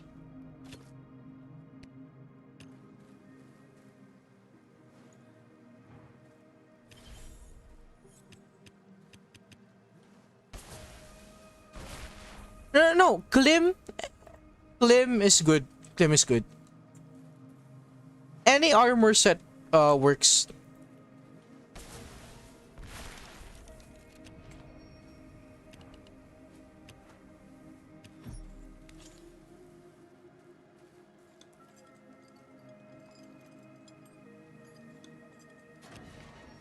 By the way, I want to show you guys something. This guy has 40,250 HP. Yo, remember this. 40,250 HP. Look at this. If you want to save up something, I want to show you something. So, this tiles right here heal him, right? It burns him. This actual place, even this, the steams can hurt you. See, the steam burns me. Those one heal him as well. Remember, 40,250.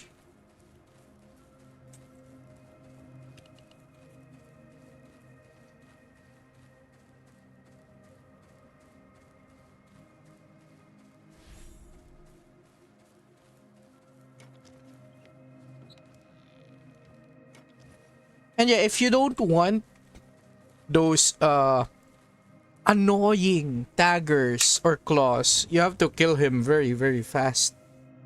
Because if you don't, they keep spawning infinitely.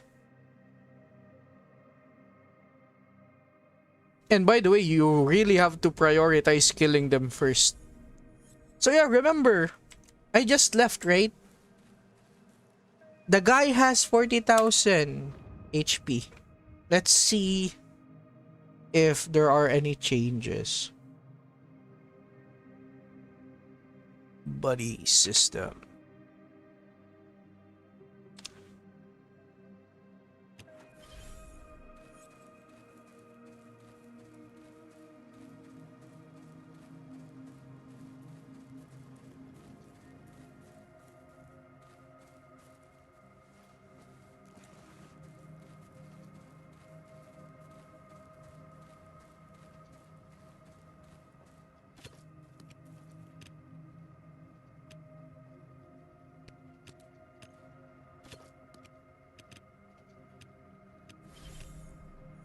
Oh no.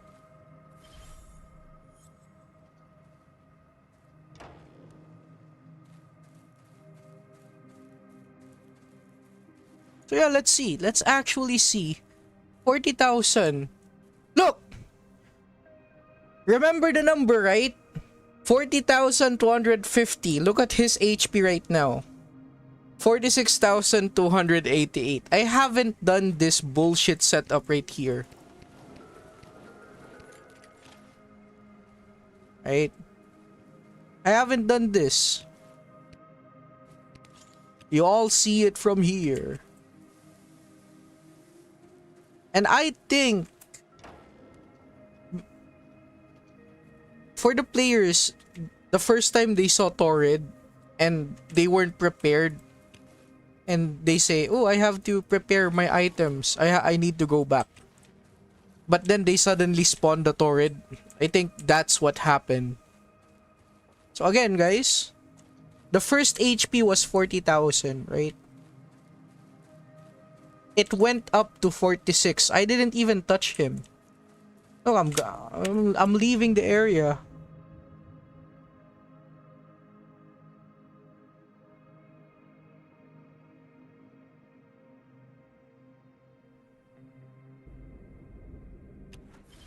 And I'm going back inside. Haha, haha.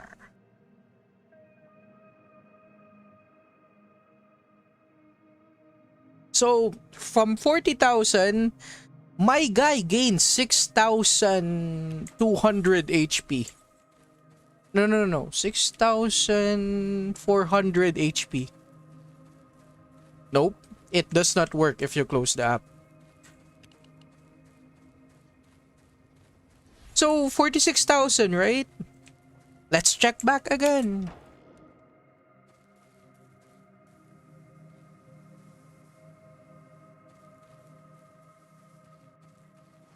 You have to be very, very quiet. 53,000. Oh my god, look at that. 46, 53. How much was that? 4, 7. Basically, my guy is gaining 7k. And look, I haven't even touched him with this setup. Right? I guess you could say this saves me a lot of tinderbox. Legendary weapons. Fire weapons.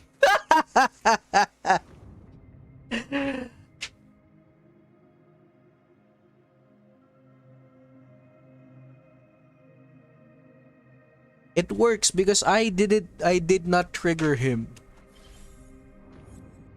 So 50 from 46 it went to 53. Okay. Keep that number, keep that number.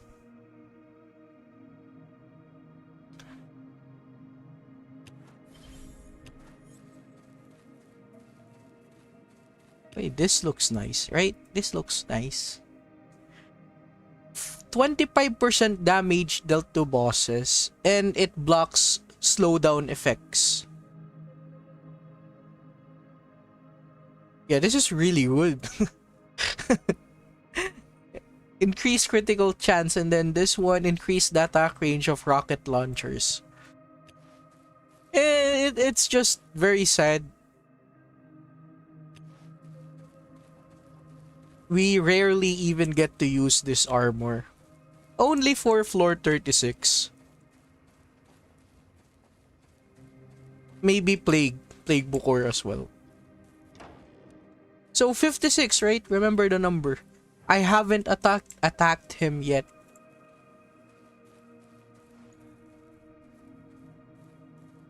Badoom, 61. My guy gained 5,000 HP. And again, for him to be a Torrid, right? He needs 161,000. So this is gonna take me about, I don't know, 8 minutes, 10 minutes of doing this bullshit. I mean, for the people, I don't know. You're just wasting a lot of your shit. of doing this for free.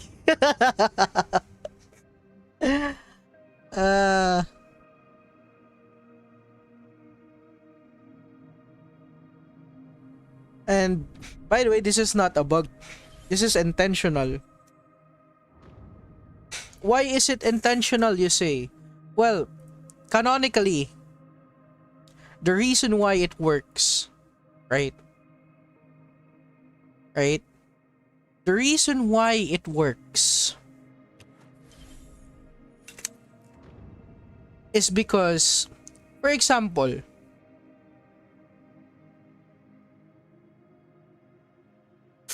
right? Anyone has fought Risen Farmer, right? No, yeah, Risen Farmer from Hope Farm. If you go out, close your game. Like let's say you're about to die, you close your game. So you enter again. His HP goes back to full health. It is the same concept as any other bosses in the game. The best example in this game is what? Best example would be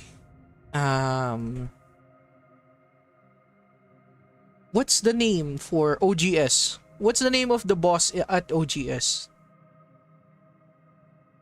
Remember OGS, right? You try to attack him, you go outside. You go outside of the door. The main difference from the two is that OGS boss, once you finish another half, the Watchman, yeah. Once you finish the first half of his HP, it will never return. It will never return. So it's the same. It's kind of the same with, again, For example, you fought the Prime Carnifex while fighting, farming for tongues, right? Tongue hunt. And by the way, it's a rare chance, but it is a very scary. Yeah, it have also happens with doppelgangers too.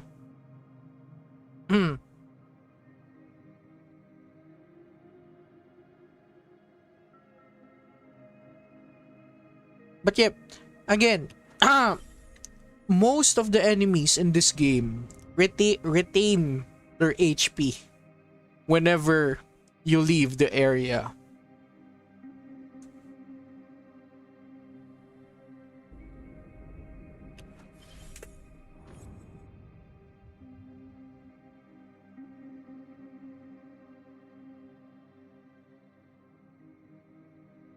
I mean, that's why some bosses are kinda annoying. If Forest Beast wasn't easy, right? A lot of the players would be very frustrated.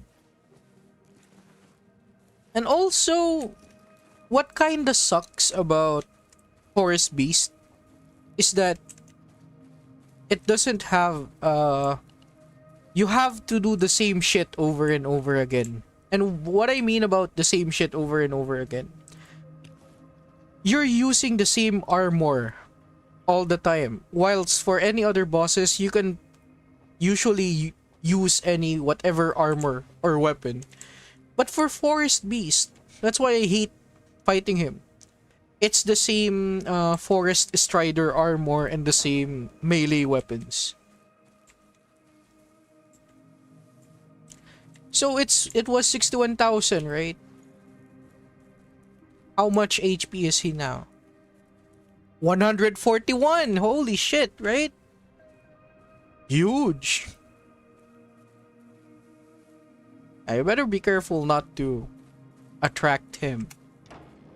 And look, I'm not even attacking him. To be honest, I saved this durability as well.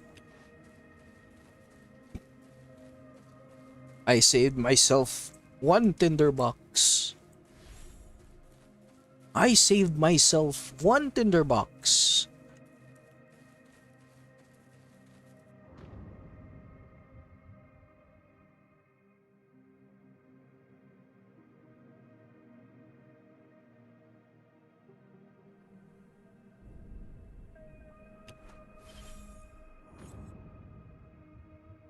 And again, before you could even take the reward for this boss, you have to fight him for 5 days. Yes, the box is very rewarding. No. Again, it's not bugged. Again, it is intended. Every location where you leave a boss in its area replenishes his HP. And why do I say it's not a bug? Doing this on lower level does not work. It only happens on max level. And again, I have 3 accounts.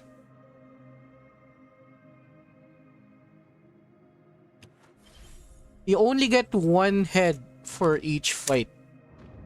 So that means to be rewarded, that's 5 days of doing this over and over again. Like at some point, again, the reason why I said doing Butcher for me is never beneficial anymore is because of what?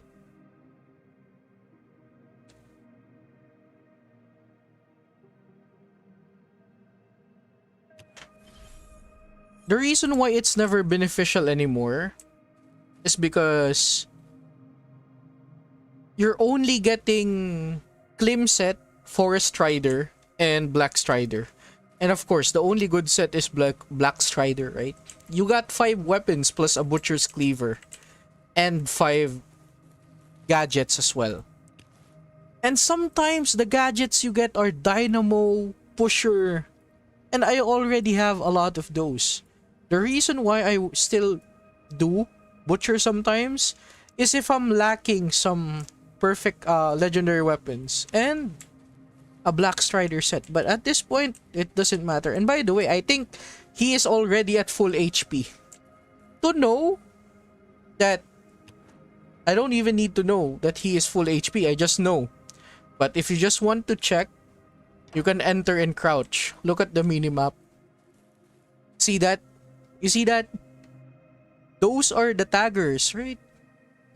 We don't need to check. He is full HP. That is the marker of what? That just means that the boss is already at max HP. I don't need to even check him. Means we just go out quietly. Quietly. Then we prepare the most boring stuff to one-shot him. Ah. My guy.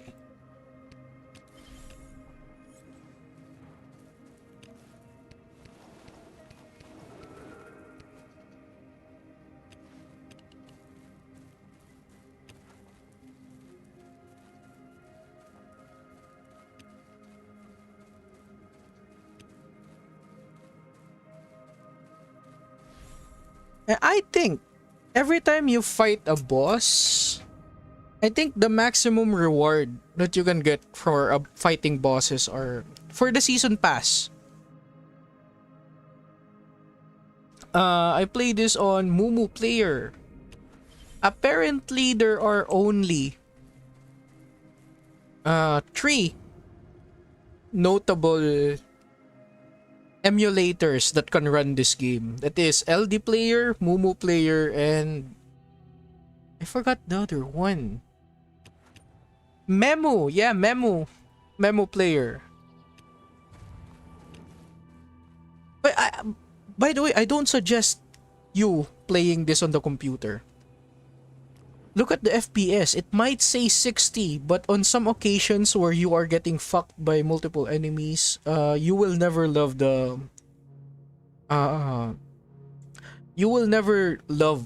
frame drops. By the way, this is a high-end gaming rig. Right? I love this machine. This is my war machine.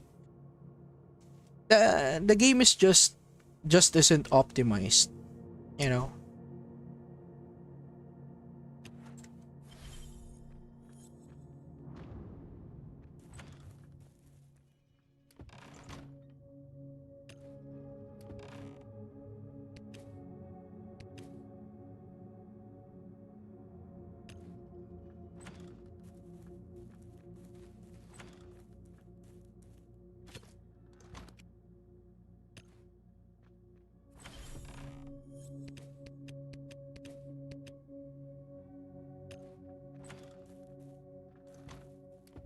Wow. Yeah, I don't even know where can I put this anymore. Yeah, this one.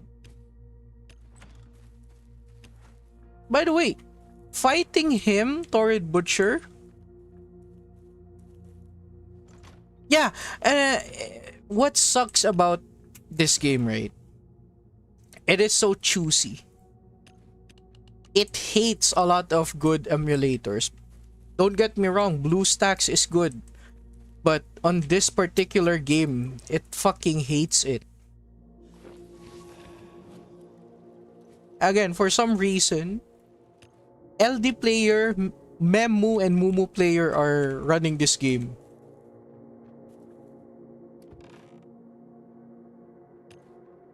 Wait, what am I missing? Yeah, this one. And to be honest, I don't even need to use armor piercing rounds. Let's see. Yeah, might as well. Why not? Why not? We're here. We're here.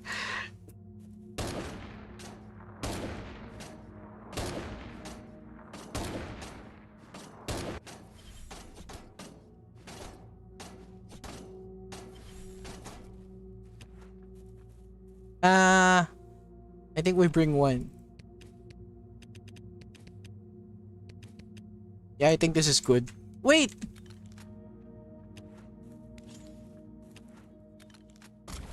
Yeah, that's good.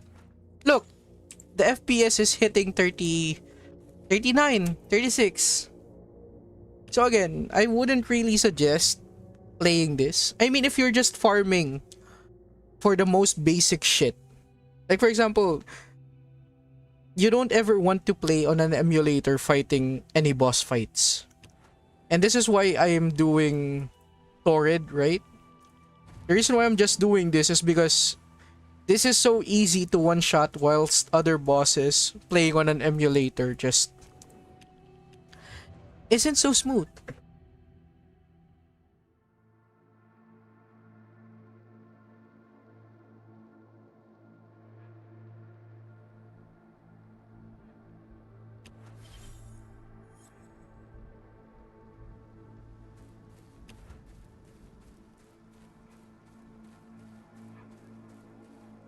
So yeah,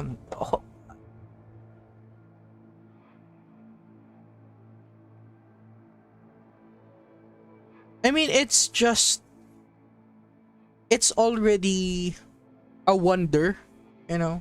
Why do I say it's already a wonder? Well, if I'm being honest with you, streaming this game on a 1280p resolution, right, is already very fidgety, right? Like for example, if you play this game on a mobile phone, you know the diameter of a mobile phone is very small, right? Compared to a 30-inch, 36 inches monitor of a PC. Which means what? It stretches the game. It makes the game what? Very fucked up. That's why again, look, it's running smoothly, but I really don't suggest playing on an emulator for a very long time. Unless you're just farming for the most basic shit. And most importantly, the stream isn't for challenges. It is informative, highly informative. You can just pop this. By the way, one mistake and they come running at you.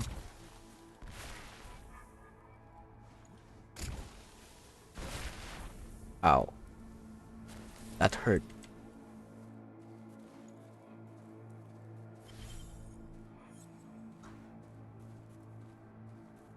So the key to this is basically doing this. Doing this. And then finally, bada bing, bada boom. Ah! That's a one shot. Anyway. I mean, I kinda fucked up a little bit. A little bit. But still, you get the point. It did not crit. And also, look, Flaming Tagger. I don't even need to fight that guy. See? Easy. I don't even need to heal. And also, armor. Zero armor usage. Almost none durability taken from this. Wait, there's a claw? Anyway.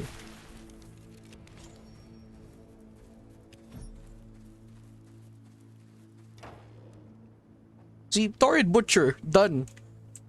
In one single go. I have no additional buffs. I only have this. You all see it from this, right?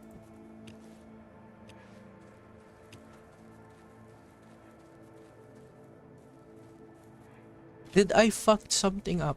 I don't know. Also, again, you can check on the minimap if you have enemies outside. Like for example, question mark, right? There are no enemies.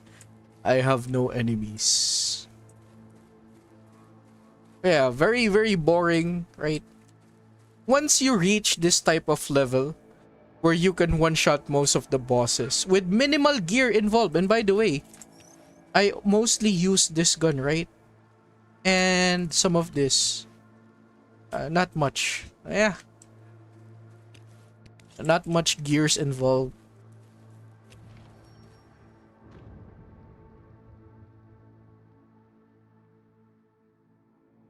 And if I'm being honest, this is the same setup for farming. This is the same setup for farming Screaming Forest and whatever location might be. By the way, this specific setup right here, this can wait, this can one shot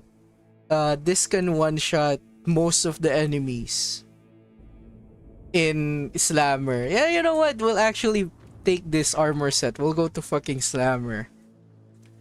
It makes Slammer much more what? Peaceful. I mean, somewhat. There's still a lot of spawning enemies, but still. You get what I mean, right? It becomes very peaceful once you one-shot most of the enemies. And by the way, another reason why I stopped farming Butcher is because of this. So much boiling blood. And you can only trade with the trader once every single day. And sometimes, players actually fucked up. They've already, traded with the guy. They couldn't even exchange. Yeah, again, I'm going to use it for Slammer. I'm gonna show you why I love this setup. It saves a lot of durability in terms of one-shotting enemies. Armor durability and what? It uses very less weapon. You don't even need to bring so much shit.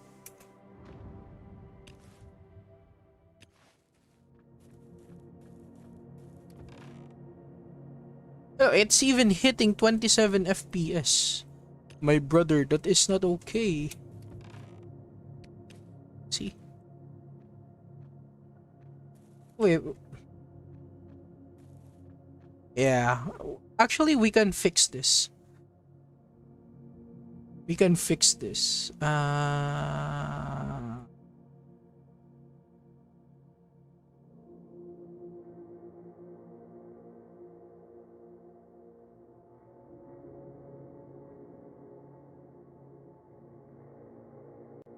Restart immediately.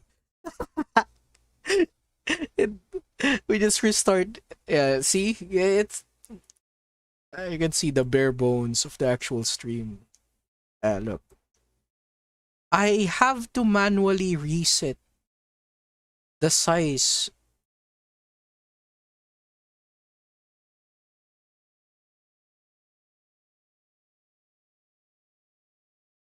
Let's see here. What about this size?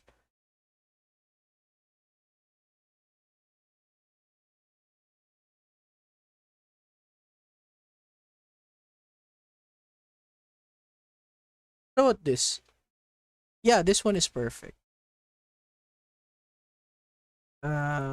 Maps. Yeah, sorry for that. Anyway, we have to go to Warehouse Slammer. With this setup, I'll show you how much weapon it would take.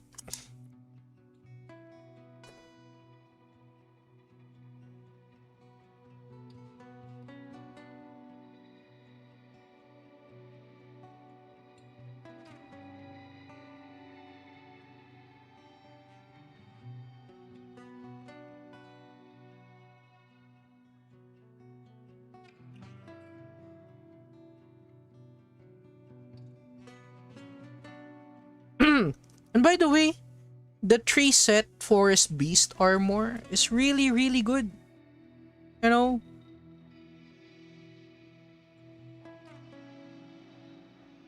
Like, I cannot emphasize the 20% damage of armor it brings. Like, for example, this setup gives so much stealth damage, right? But you don't actually need this. With my setup, yeah, you know what? I'll just show it to you guys. It's 1 or 2 shots mostly.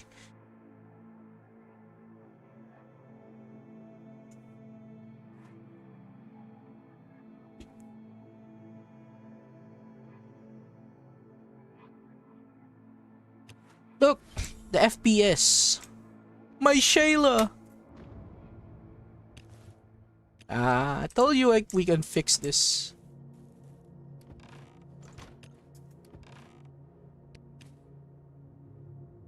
And by the way, for anyone who's asking, where's that weapon? For anyone who's asking, where did you get this weapon? No, you do not get this from the event. You get this normally from Vayne. Meaning what? Once you have this weapon, you can one-shot butcher how many times you like. You can repair this twice. So yeah, it really... Once you have this, you can never have a hard time. You know, you'll love to appreciate saving a lot of your items. Just imagine the amount of people, right, wasting nanites. Like ice nanites. And what? Wasting BS. Yo, this is Edward. I think this guy is...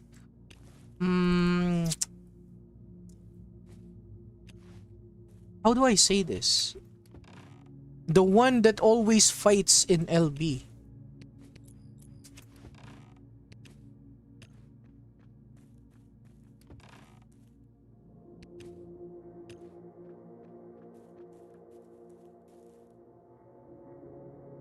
But yeah, definitely trade with Vayne. You can trade with Vayne every single day.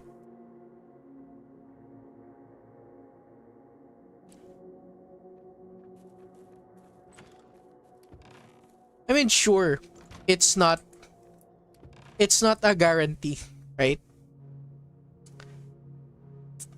It's not a guarantee. Yo, I one-shotted Butcher, by the way. No, it's still not in the game yet. Though it's the worst thing. The worst, no, the skill bargain doesn't. The worst thing that you can do is steal from them. Like, look at this. This steal icon. See? This is the worst thing that you can do.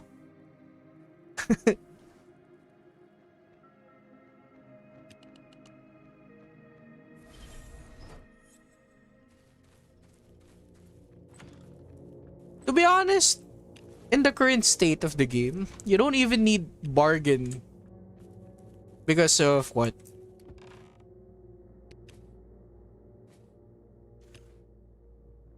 Because the game is already rewarding. I mean, if you know what you're doing, it is. Now, let's remember, where do I put all of my allies again? And people are still surprised that I'm still playing the game. Very big congratulatory reward. We need this guy.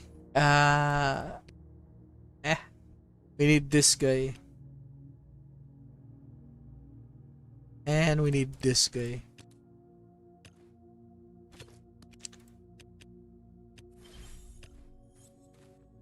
Why is this a perfect team for Slammer and Warehouse? Increase ally damage in the Warehouse and Slammer by 14%. This can go up to 24%. So yeah, very, very big. Huge. Huge.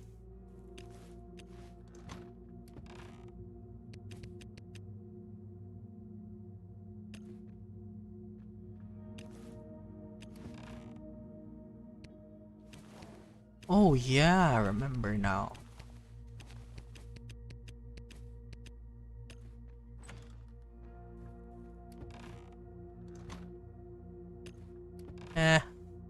Meh.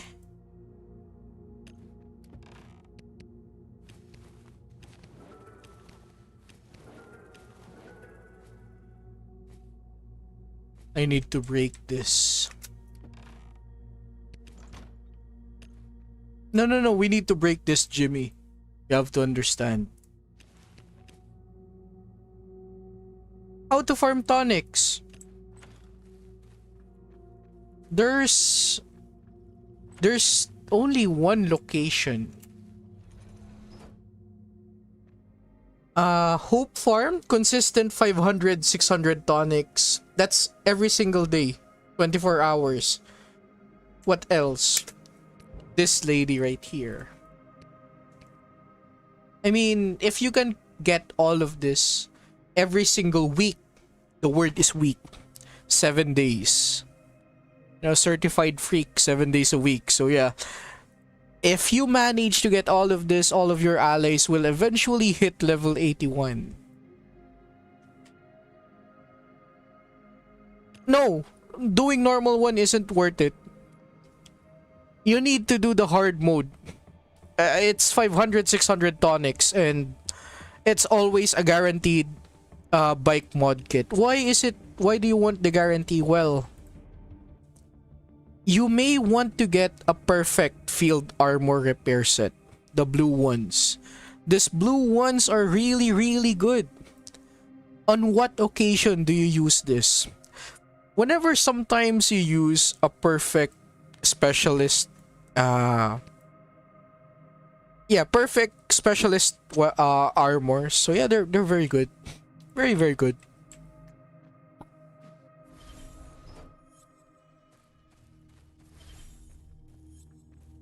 Now, I wouldn't say not difficult. To be honest, hard mode you can use. Wait, let me just.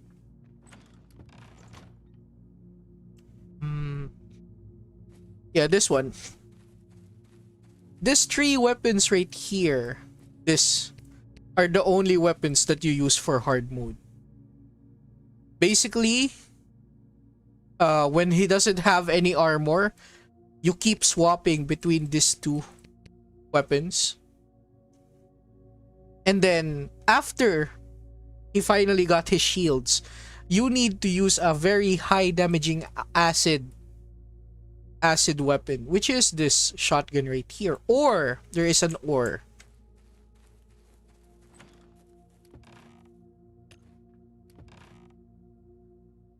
If you have this toxin grenade, it makes the run much more easier.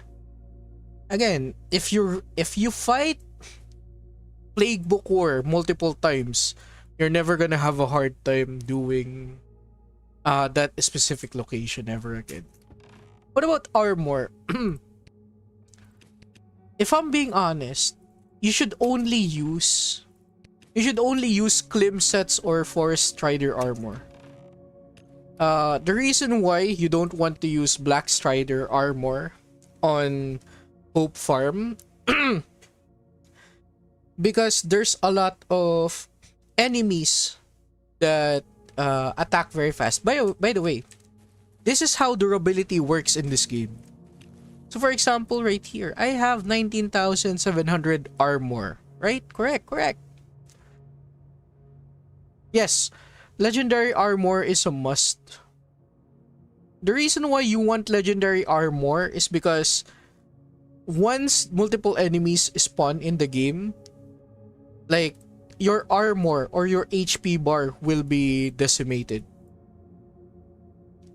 Basically, you use whatever legendary armor or spare that you have, as long as you have a specific amount of armor. But yeah, by the way, the difference between Hope Farm hard mode and Diode is that Diode can one-shot you regardless of whatever you do. On Hope Farm, you can still survive after getting smacked in the ass. Oh yeah, very big difference. But on Hope Farm, that Risen Farmer actually has 2 heavy attacks. So it may not one-shot you, but if you do got hit twice, you're dead. But yeah, anyway, the durability on this game works by this. It doesn't matter how much armor you have. The durability is counted by the number of hits, right? For example, you're fighting bosses such as Plague Bookworm, Golden Dragon, Cardinal. you're gonna be wondering, out of all the event bosses, Golden Dragon and Plague Bukor, why does Cardinal eat so much armor? Because of the amount of attacks you receive from him. Since he is using a flamethrower, every single second you are being attacked, the durability is also shredded. So again, the worst enemy in this game are not bosses or a singular big enemy or elite enemies. The enemies that you usually look out for are the enemies that attack fast. Those Undertaker guys with the pistol, the guys with the machete, and the guys with an AK-47. Basically, the Racketeers that shoot fast, they shred your armors fast. So yeah, you have to prioritize killing them or else your armor will be wrecked. At the same time, by the way, for armor part in Risen Farmer, the reason why you wanna kill his armor phase very quickly, if you don't kill his armor very fast, he will regain a lot of HP. Like sure, your other choices would be what? Your other choices are using this toxin grenade to prevent his healing, or even this grenade blocks enemy healing. But again, you don't want to use this. Go for the method that works the most fastest way, which is this one. Now I want to break some weapons. Yeah, this one. Oh, Jimmy, you're still here. Plague Bukor. No. Samedi Bukor. Samedi Bukor co-op. These are the two weapons that are the main suspects of if you want to kill him fast. The Terror of the Wasteland and the D6. These are the only two weapons that are the fastest way of killing co-op Bukor. So yeah. Unless you have someone with you that is tanking every shot. But yeah, these are the only way. This is the way.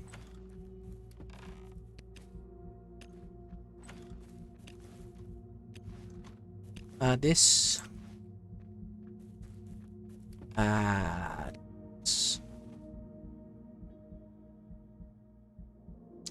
Yeah, Ghost. By the way, there are the reason why I chose this method, this AKM voltage and Dambala, plus this one. This is for cheap method for the people that don't have actual shit. But for the people like me or most veteran players that have Ghost and Harley, it's never a problem. Yeah, we're going to one-shot them.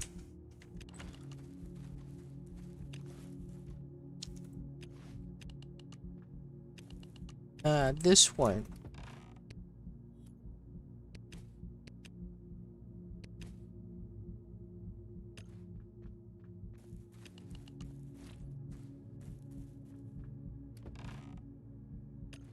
Speaking of, I don't even know what weapons. I think I have weapons inside warehouse.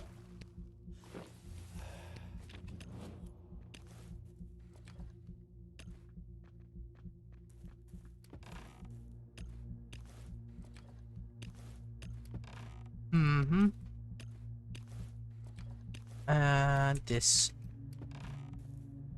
And let's bring...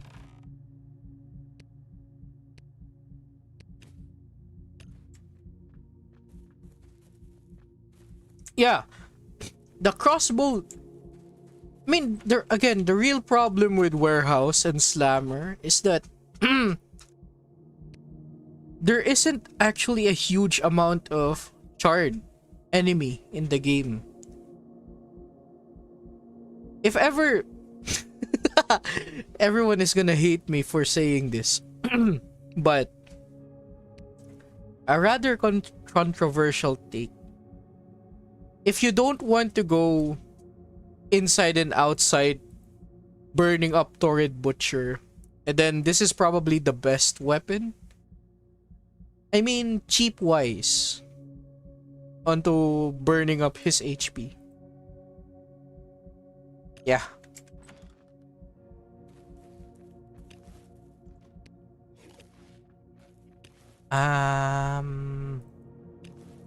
This. No, we don't need this.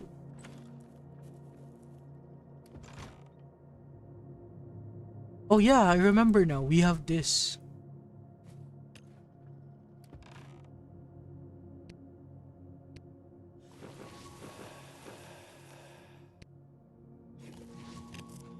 Ah, no. Oh, wait. Okay, okay, we're good. We are good. I think this is good.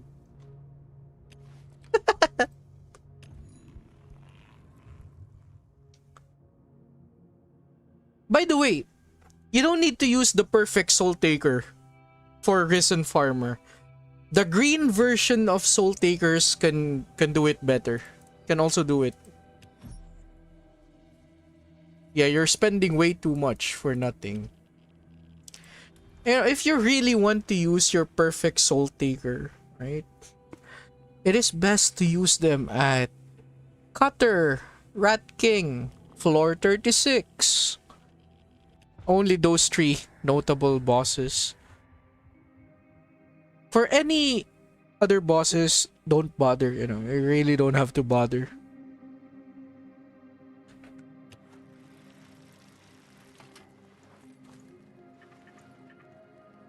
Yeah, this sucks.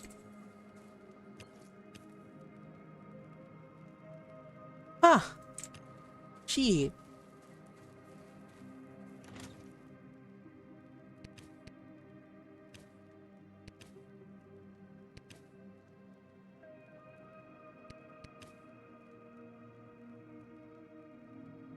Oh yeah, if you have 120 Harley, then durability wouldn't matter. I guess it wouldn't matter. By the way, me and my bestie, but my bestie is fucking huge.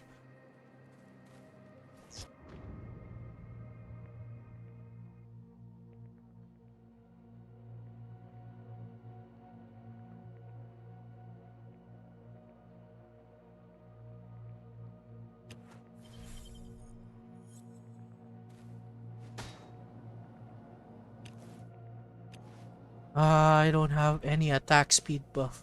Consumables. Oh wait, we have. Thank you.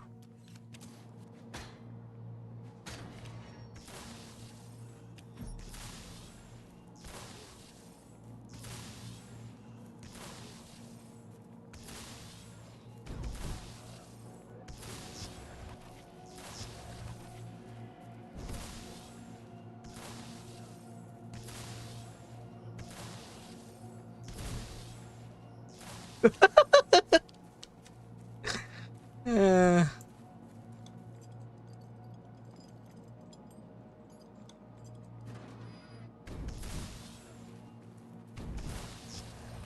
yep.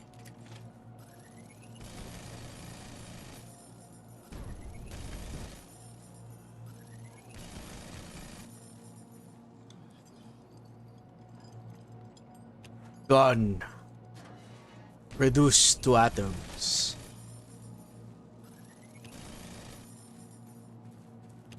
I mean, think of it this way, right? If you have been playing this game, by the way, the next anniversary is the 6-year anniversary for the game. If you have been playing for that long, you have so much gear to use. Like, where do you get to stop and say, I just want to have fun? You have to value what? Your time playing this game? Because again, you have players like me and Jimmy. We don't usually play this game for only 2 hours only, right?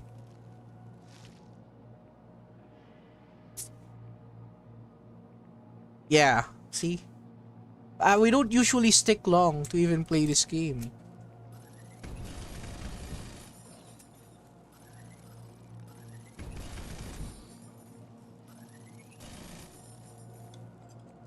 And sometimes, right?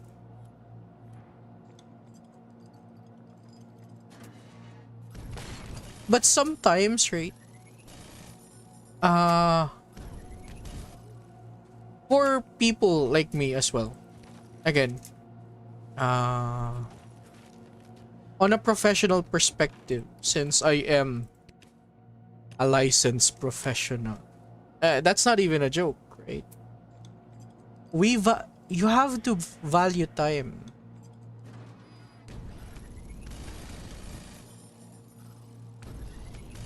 Like somewhere along the line, eventually you will value time. Because sometimes, again, I used to play this when I was in high school. And now I don't have enough infinite time on my hands. This is in fact a hobby. A very expensive hobby, you know.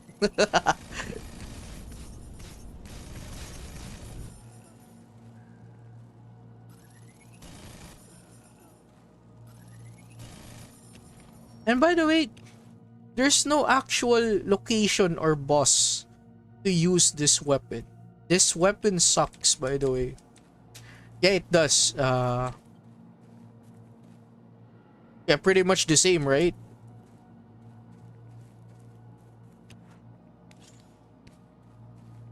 Like, imagine hearing the story from me over and over again. I used to play this when I was in high school. Again, just imagine the amount of maturational growth from a person.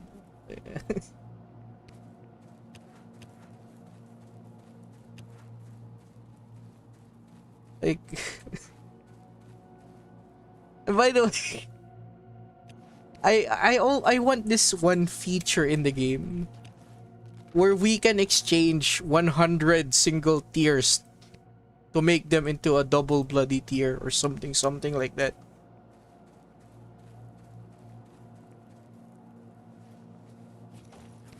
No, Jimmy is correct. I left the game and then I came back again last year. Last year, December, November. A lot of, again, this game haunts you in your dreams, you know. It clings to your soul. You need to play this. You're missing out. And to be honest, there's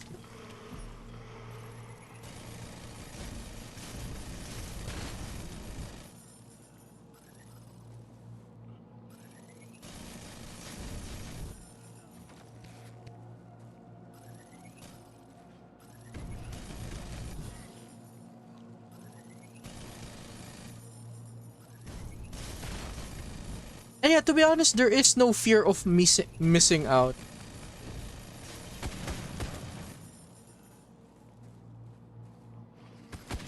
Because you don't miss anything from this game. Like, uh,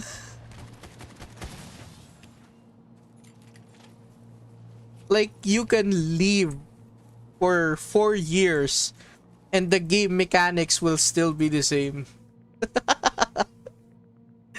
uh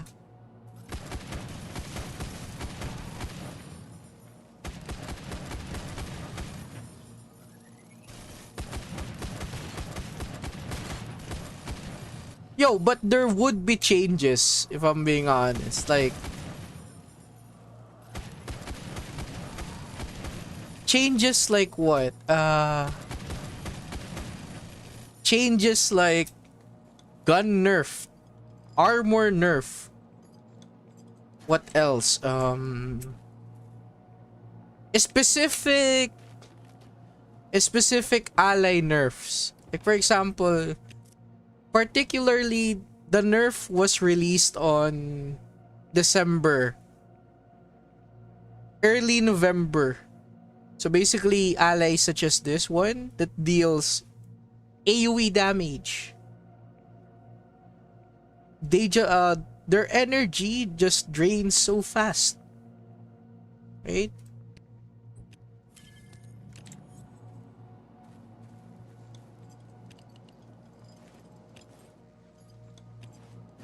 Wait a minute.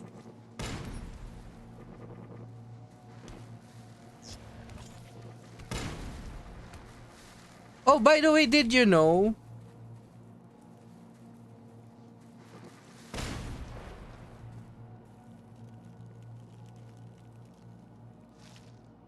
Like, now there is something there. I don't need. And to be honest, again, you have to give the game a little bit of props or respect, right? Ever since the release of Disassembly Bench, it is a huge quality of life improvement from the game. Like, imagine playing this game for, like, let's say 2 years consecutively. The poor bastard isn't gonna get a perfect weapon. Like, the poor bastard has to be lucky enough that maybe the poor bastard gets a fucking perfect weapon out of the season pass that he doesn't even have money to buy it with. And right now, we have a season pass. We can get a lot of very notable perfect weapons.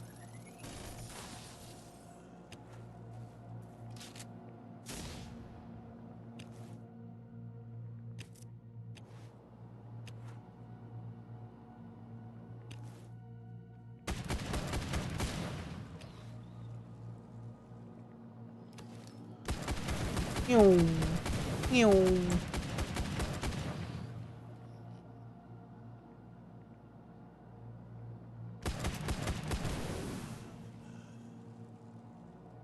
Yeah, I mean, you're not missing out on anything.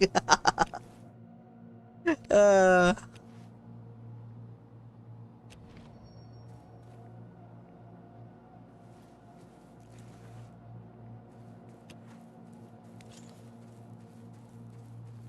the fear of missing out on this game is non-existent.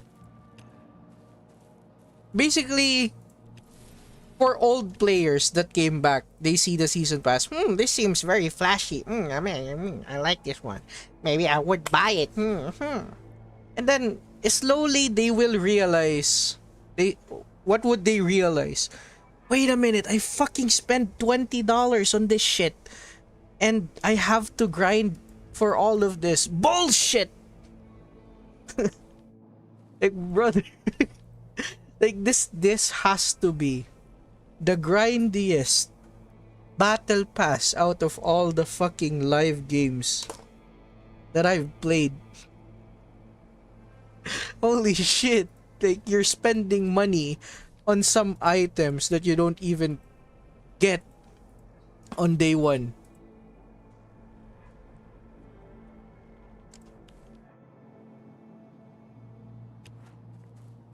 Wait, it broke. It brokey.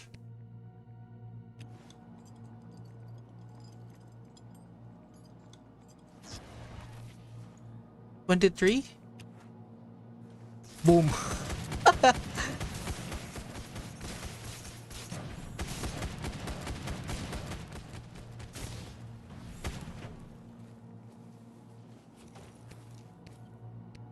And by the way, I read the EULA and the TOS of this game.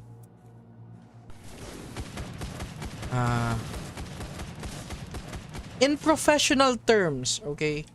In professional terms, it means that the players that are playing this game, right? Especially children around below 18. Basically, if you are below 18, you're not even legally allowed to play this game. Why? Why is it so illegal to play? Well, because of the in-game items in this game. Like for example, look at this. A bundle right here. You can receive 1 to 4 items. It says right here, this is very shiny, right?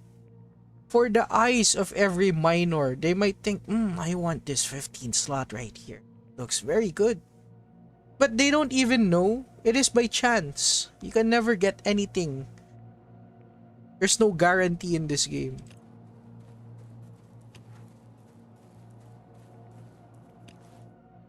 Holy.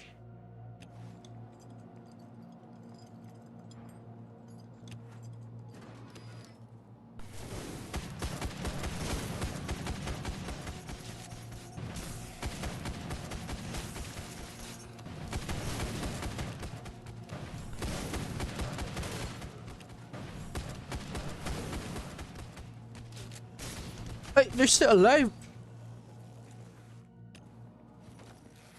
And yes, it is worth it on this game. If ever that is the only good decision that you would ever put in this game. Like look at this. If I have ads, I would this would take me a long time. Like I could just do this. I could just do this very quickly. Like look, see I watched 4 ads consecutively.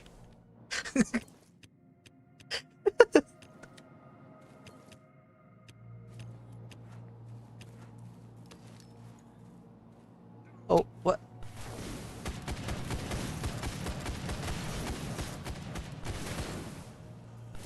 What?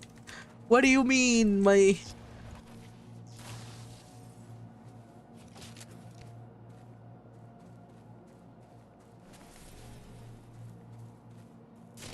Let's see, how many keys did I get? I got 3.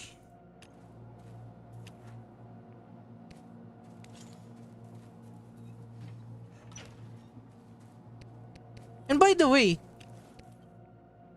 the no ads, right? Like for example, even though you get most of the benefit, especially from events and from this, right? Even though I have bought the no ads, like look, I am still bombarded with pop-up bullshit in the game. Like no ads, my ass. Like by the time this season pass ends, there will be a pop-up that says, this is your last chance for getting this. This is your last chance. You know, you're actually missing out on a lot of things.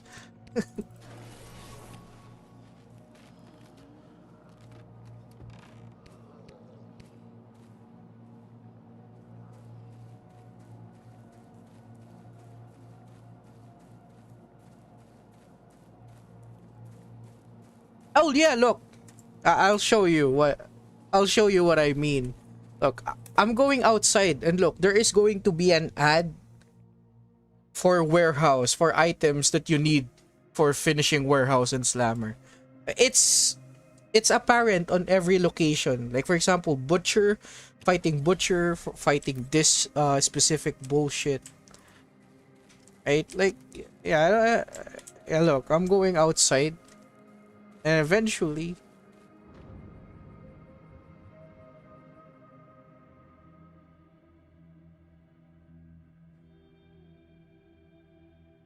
and also look, see, look at this. Look at this. What the fuck? Eh, what? And also, it's basically the advertisement for this specific ad is daily training. All rewards are available to you. You get combat neuroplasmids for getting all of your shit. But the game doesn't even know that I have maxed abilities. See? It's spewing out random bullshit. Like for example, look, discount offer. Offers at a discount. This is $1 for getting 100 coders for summoning ally. And this doesn't even tell you the chance of getting allies. And by the way, this 5% right here, means what? You have to spend 6,000 coders to actually get a unique ally. A unique ally that you have no control on what you are getting. What else? What else? Come on. Look, offer of the day. Offer of the day.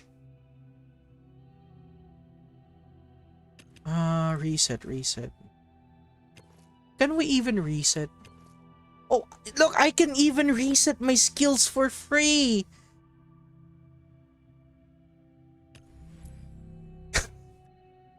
I have no skills.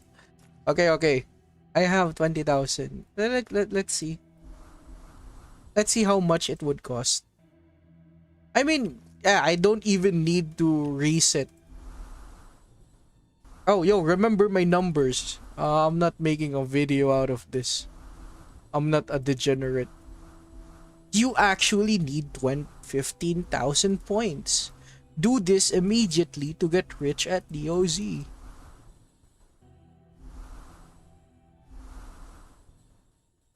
It says 2,900 points. This is 1,620 and this is 2,200. Yeah, we haven't even spent that much.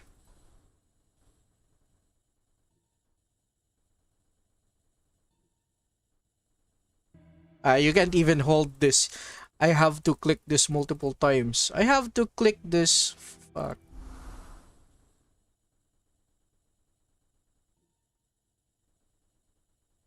Professional ad clicker.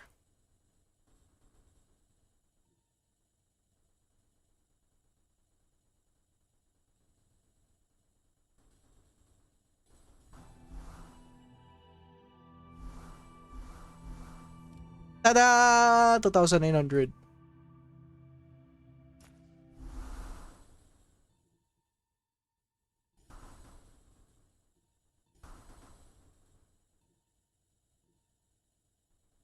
Alexa, double click. Press double click.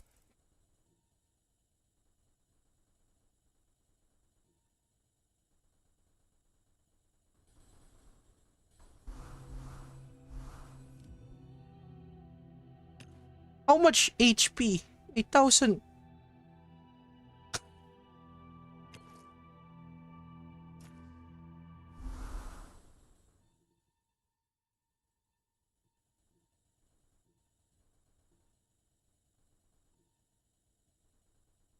Oh, did you know? Yo, back then, when they released the skills for DOZ, it was so OP. You actually feel like a god. Like for example, this one. In the offensive skill tree. This one is very OP to the point that they had to nerf. I mean, they had to buff all of the enemies. Of course, they couldn't nerf the skills because the players would be very, very angry. So yeah, they had to buff a lot of enemies. It was very crazy back then, but yeah, overall, your character still feels a little bit OP. Like, most of the skills are absolutely worthless. Wait a minute. I can beat the world record for finishing the skills in this game, right? Shit. Alexa, time me.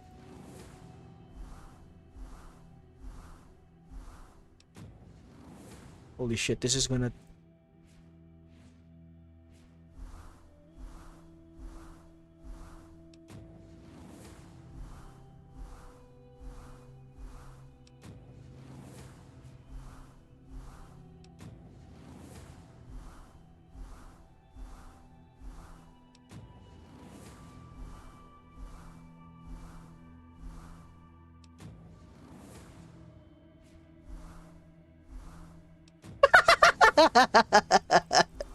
I mean, we are doing this for science, you know. If somebody asks, you shall receive. I mean, someone did say,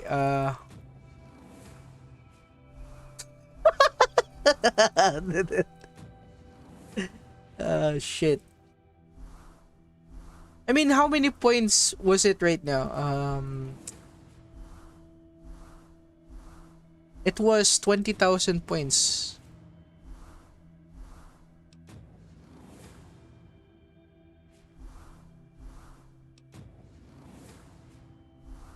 But if I'm being honest with you, right? If you don't have the skills right here, yeah, you're gonna feel super weak.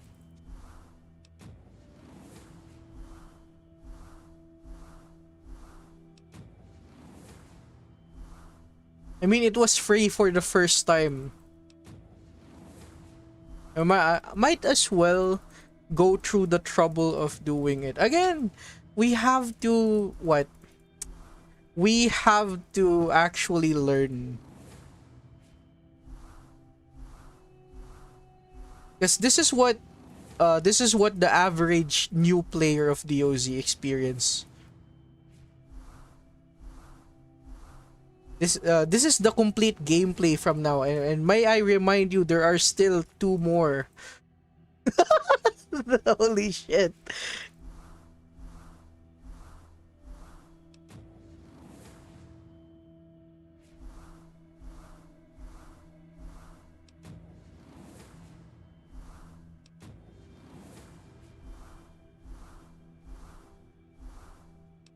Holy shit, there's no end. There's no auto.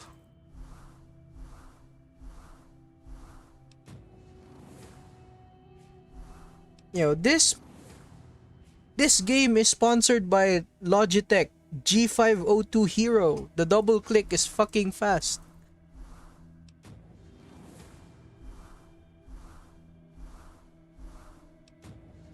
Amazing. I mean, this is amazing gameplay right here. This is much more harder than one-shotting Torrid, no? No? Right? This probably takes more time than killing the whole entirety of Slammer.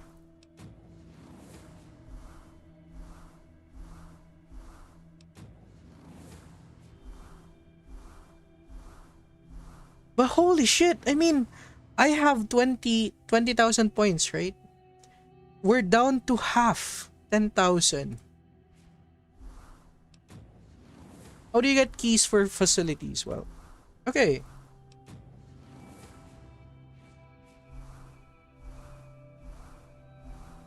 Okay, let me just finish this up. Let me finish this combat skills.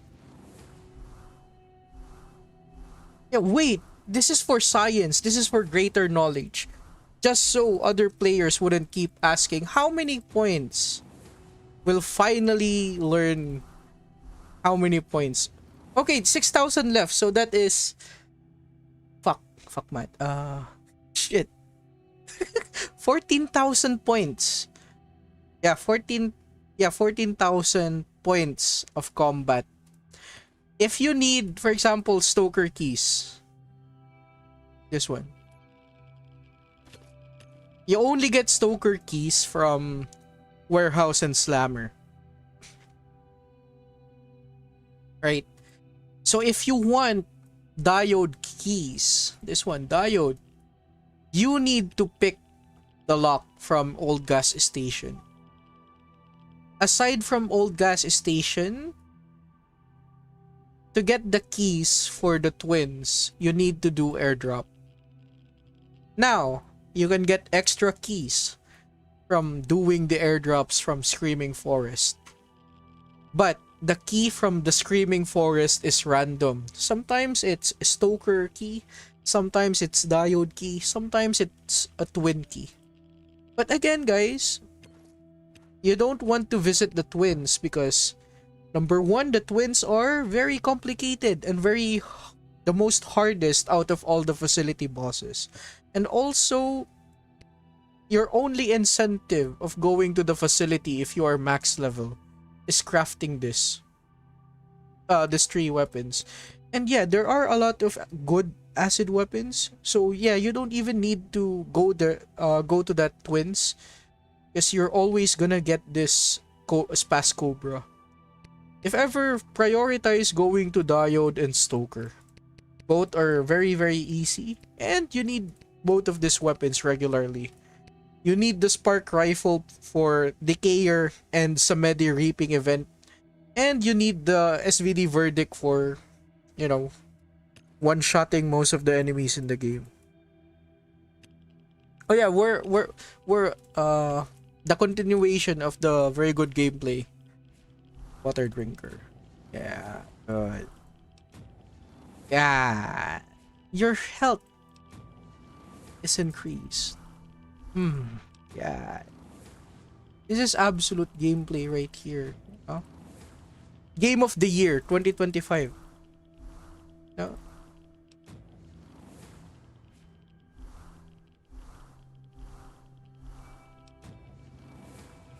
But looking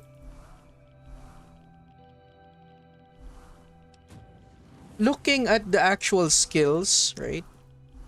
The amount of percentage is actually massive. I'm not even joking. Yeah, the green ones, if I'm being honest, right? This is probably the most shit tree. Like, you don't need all of this. What I think matters is this master researcher.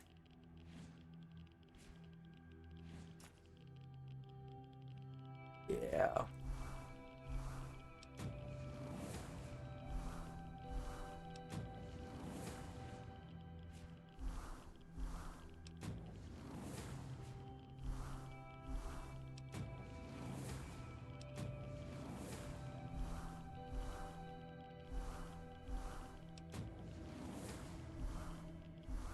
And also, what sucks, right? For you to even enjoy specialist weapons and armor, you need this. And to be honest, it doesn't even matter because specialist armors are so hard to get. Basically, they're expensive. You need real money to even experience using specialist armors.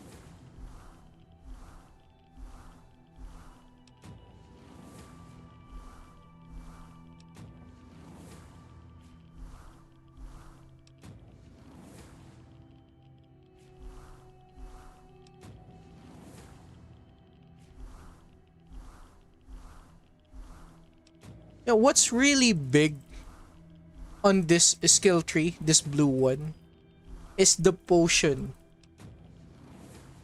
And this one, assassin.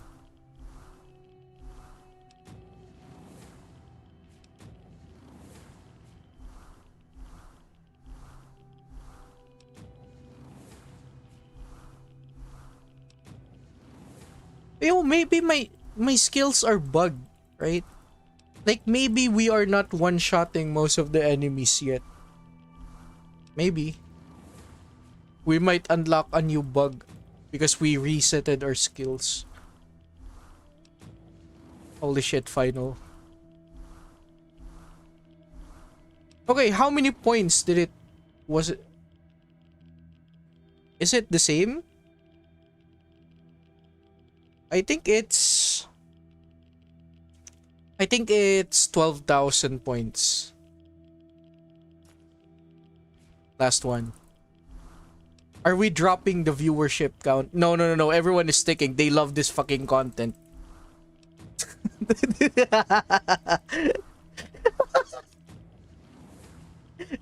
They love the universe. It sings for me. the universe.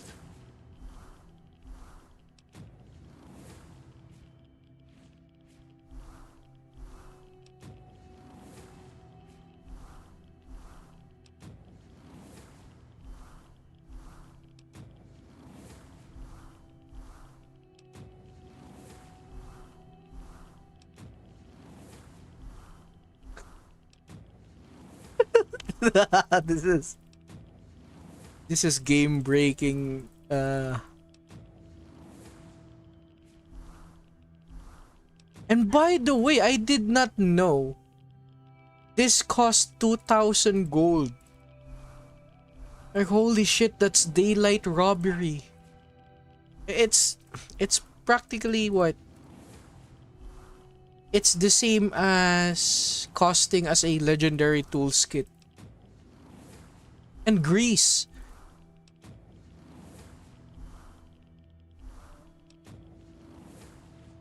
Now imagine if my mouse doesn't have a double click feature, right?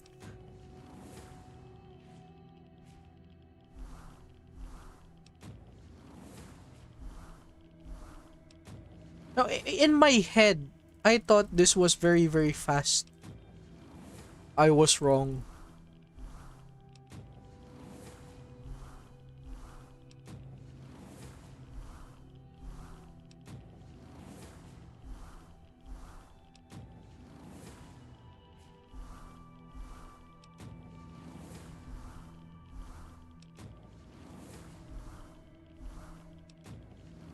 Last stretch, last stretch, last.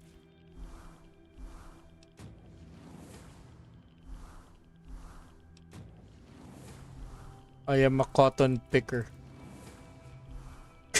Cotton collector.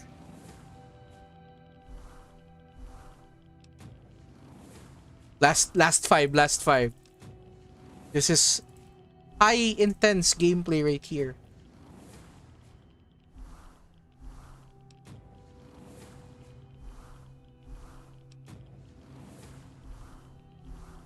Oh my god. That took 10 minutes.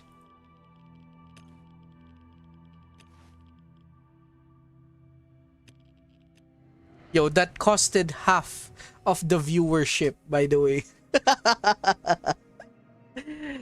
Oh my god.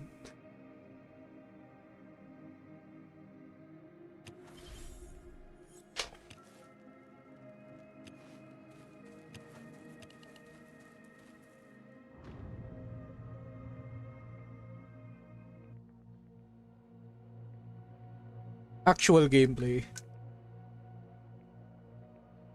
Now everyone is back. Everyone is back. Everyone is back.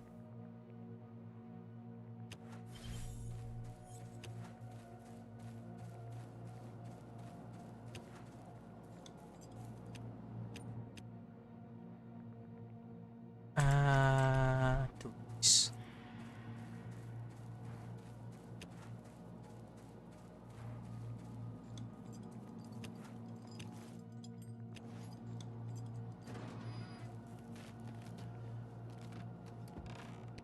No! No, my Shayla.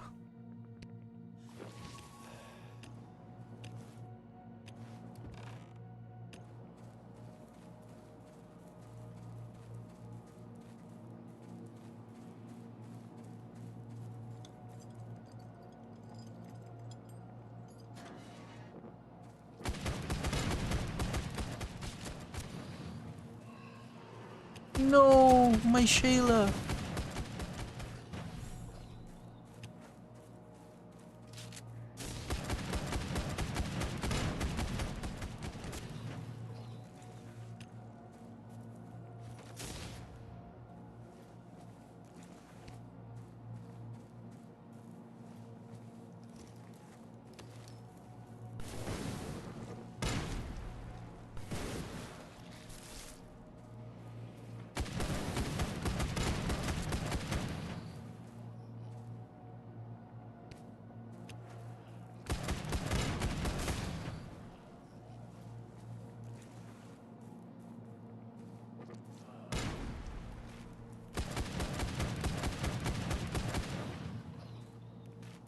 No, no, no. We can drink this.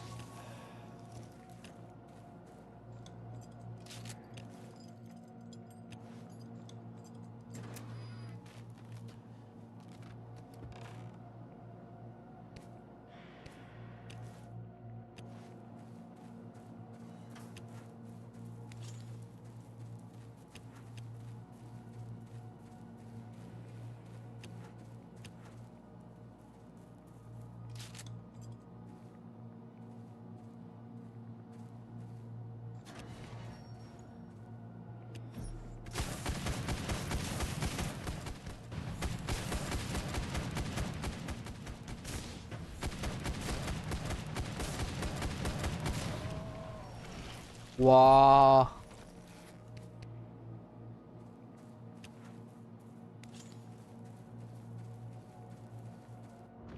Slammer. Slammer.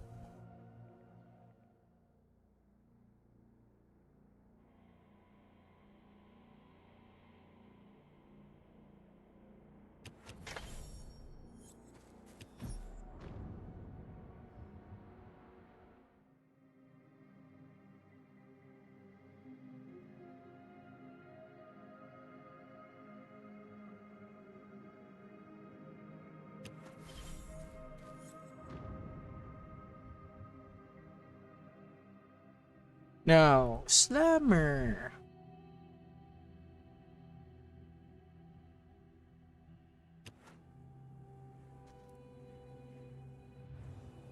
Damn, holy shit. You know, someone has to... Someone has to what? Convince DOZ 55 to actually reset his skills. I can't be the only one doing this shit, you know? This has to be an initiation.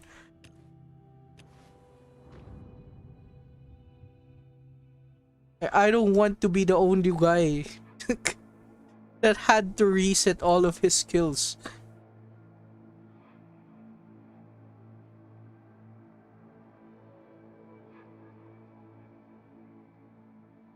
So basically the lesson is at least have 14,500 skill points each.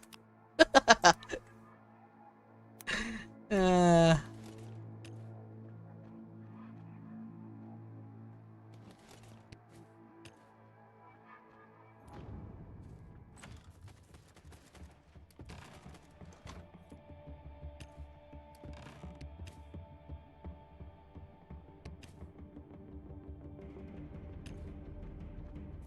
okay, okay.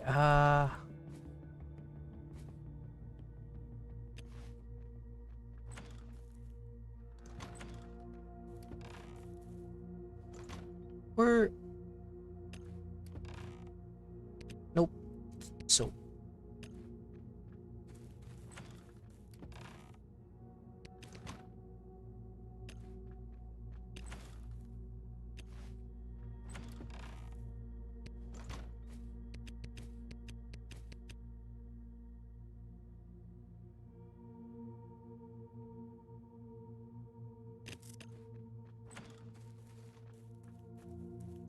If I remember correctly... Yeah... Got this.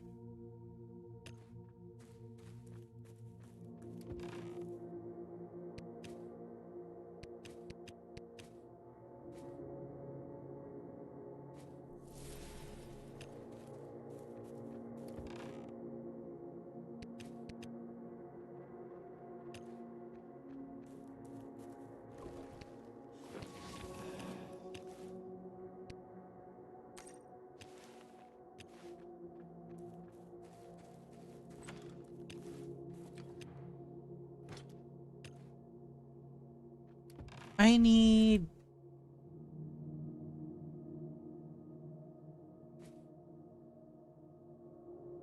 I need acid. Yeah, I need acid.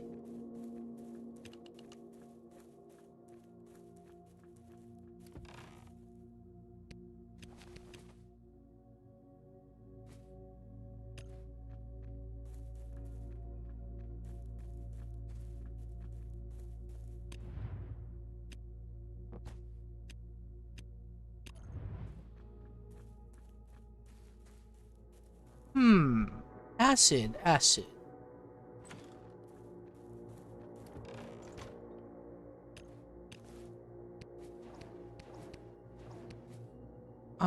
Fire, fire.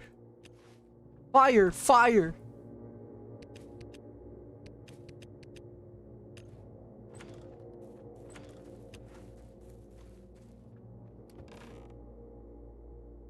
Our favorite armor set. My beloved.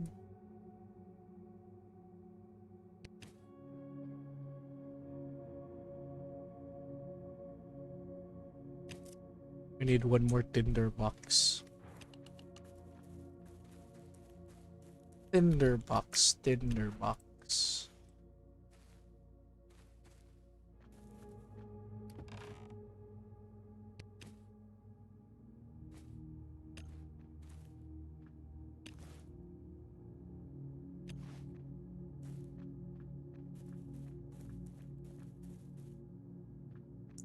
I need fire weapons.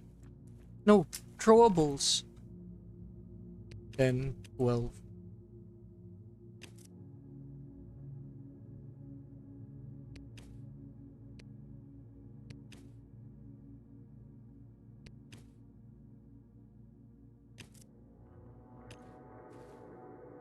Yeah, and maybe...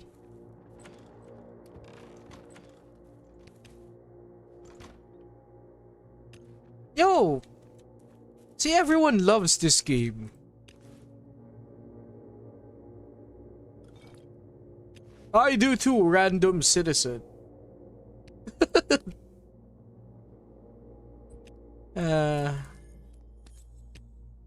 Where is... Yeah, this guy.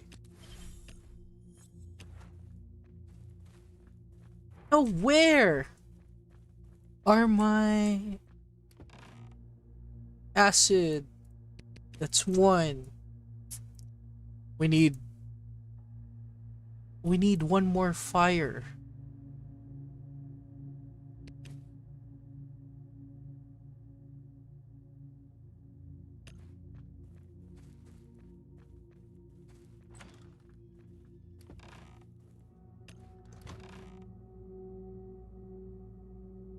One more fire.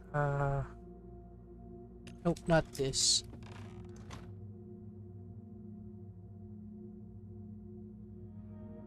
Yeah, this one. Then we'll just bring two. Ah!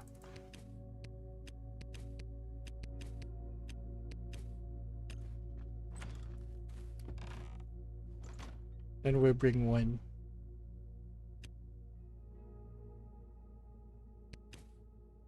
Yeah, this is way overkill.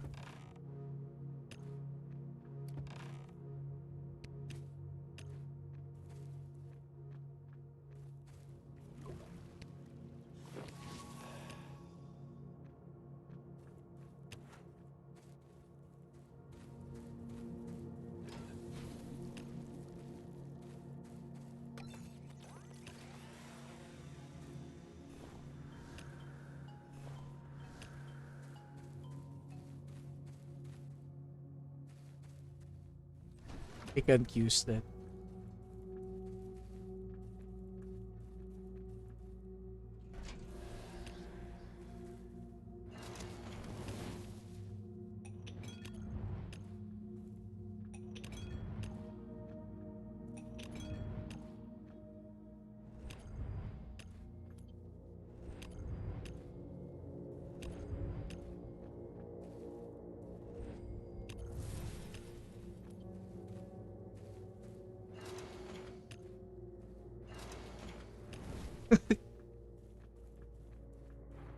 Uh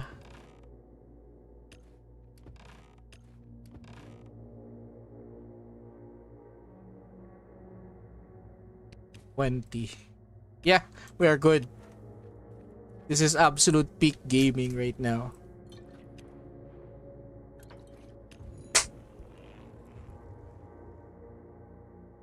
Everyone, we're going to Slammer.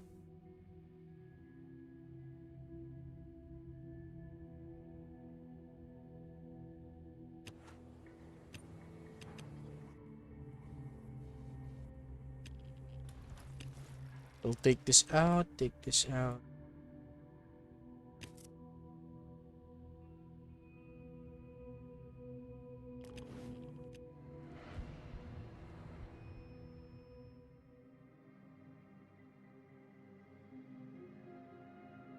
Yeah, to be honest, for veteran players, this becomes your favorite playground because this is where you actually use most of your OP stuff.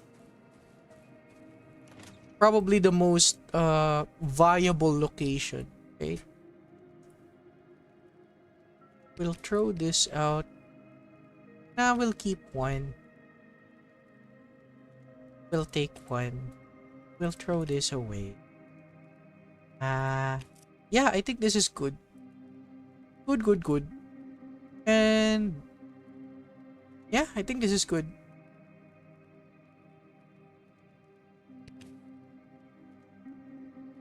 Yeah, I think this is good.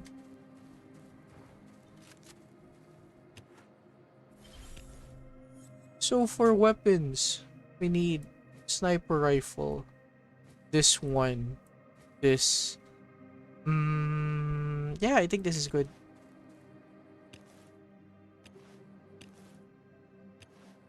As for my buff, we have this one, this one.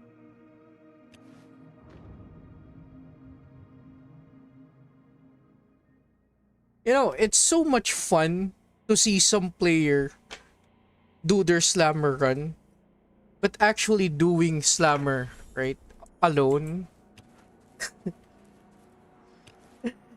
is is actually very different.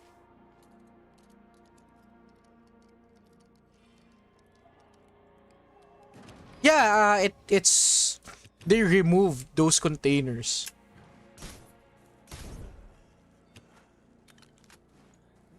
Boom.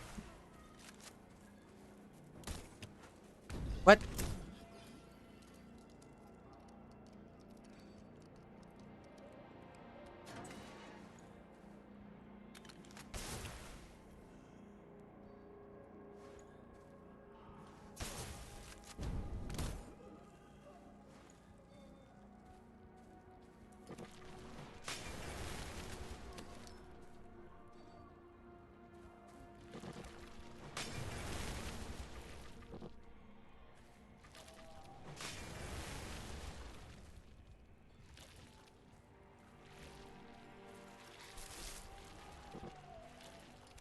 Oh no, I'm getting hit by the net.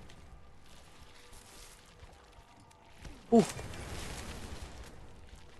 I got hit again.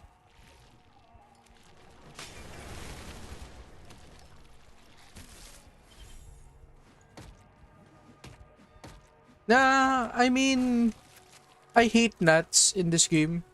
Like, for no particular reason. I have to kill them. You know? Like, there is a deep hatred inside of me.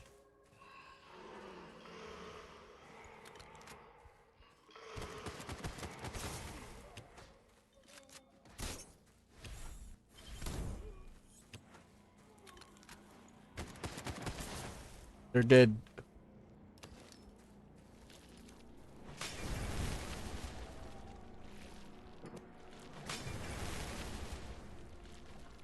Burn, you know, burn, baby, burn.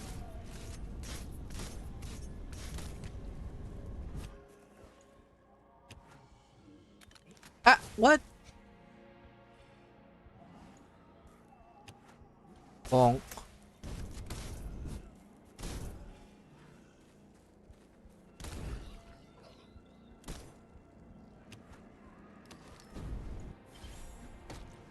Bonk. Ah.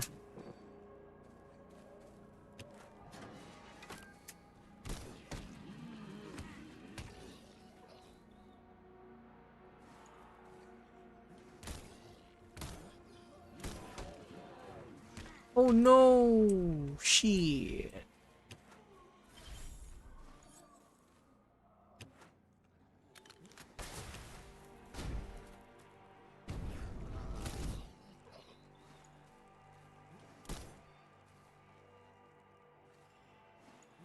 But surprisingly, right?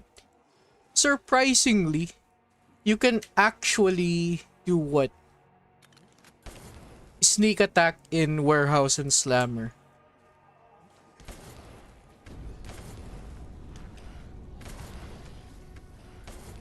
Which makes it what? More fun. Because 100%, if you can't sneak attack in this location, the amount of player builds are going to be the same.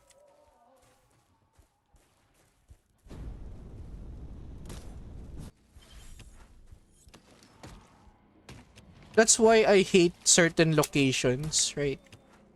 I hate locations where players cannot express how they build or how they try to uh cover one location.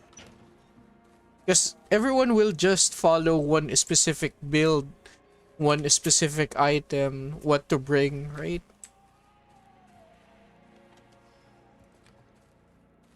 Basically, it doesn't make the players be more original in their playstyle. Like they always need another person to do this shit first. Because the game has what? The game actually, it controls your brain where it says you can't make mistakes because if you do, it's going to be a very expensive mistake. That's why players don't even want to experiment anymore.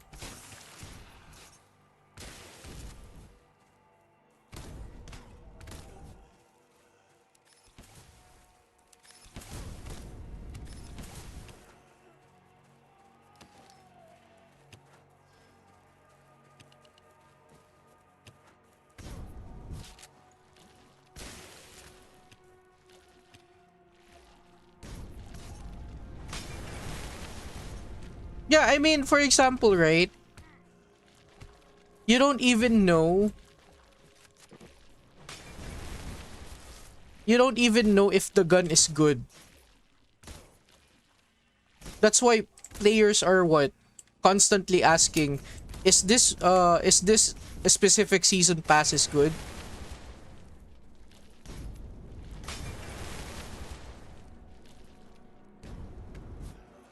Right? You're always gonna hear that question. Is this good? Is this good?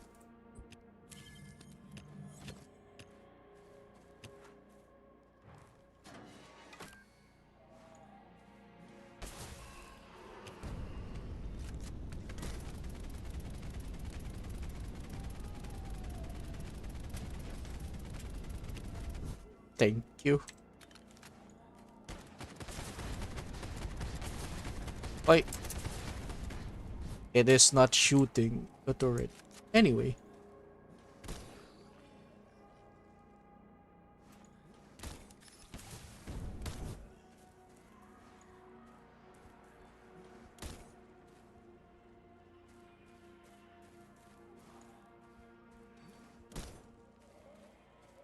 And again, surprisingly, right?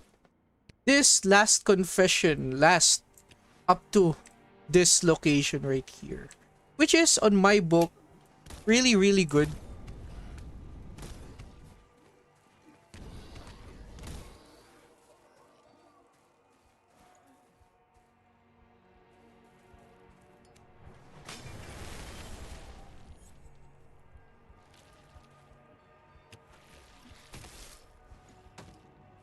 No.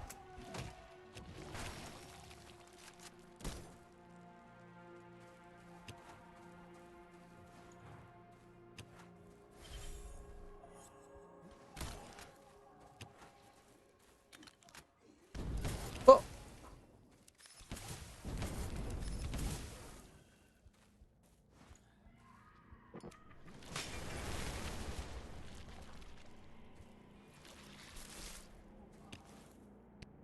damn.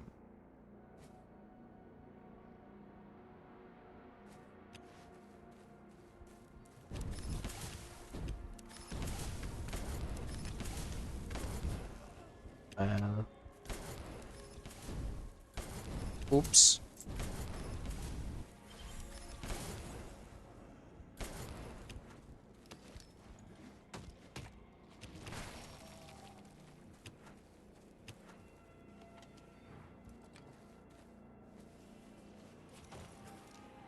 We have to find...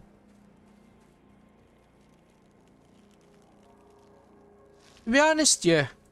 The training dummy is good, but it actually doesn't show the actual performance of that specific gun. It's more of a guessing game, thinking that, oh, this gun deals 30,000 damage at 10 seconds. So yeah, you players don't have the right gauge to know that this specific gun is good or bad. At the end of the day, right? This is the only location where players could even what? Oh fuck. This is the only location where players could even try their experimenting some of their items.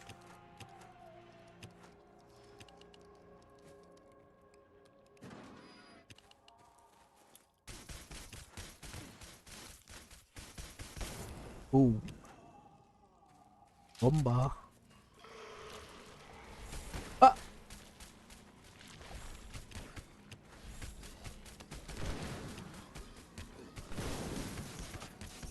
Bomba.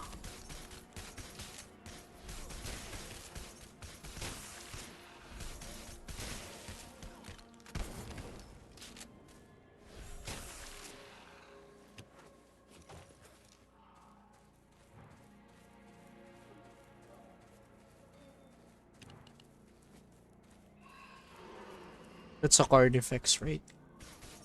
Right.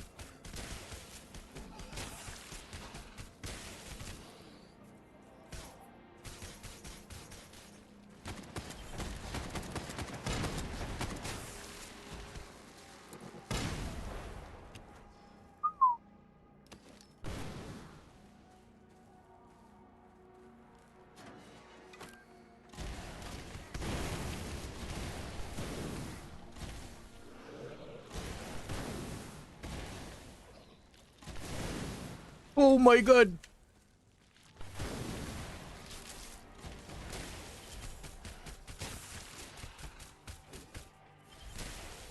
But again, you don't have to kill every single enemy.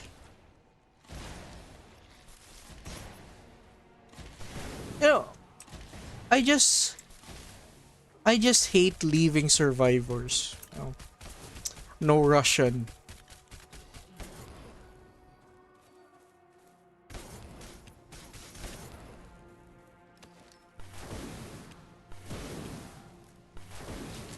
Yeah, they're that's good. That's enough fooling around.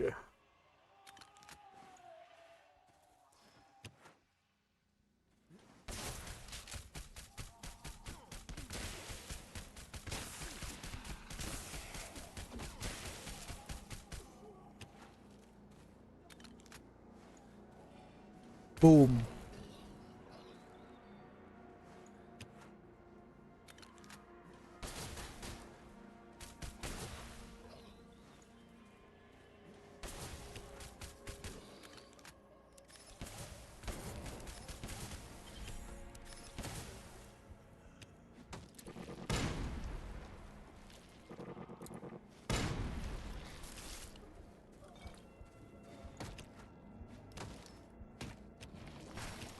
Perfect.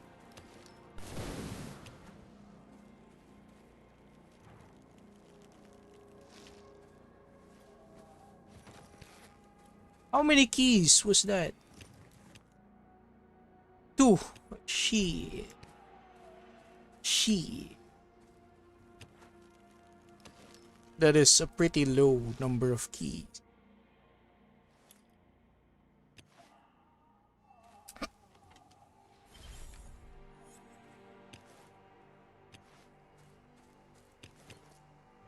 Oops.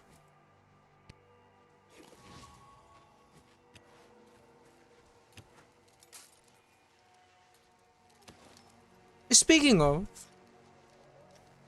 you can't hit this. See, resist.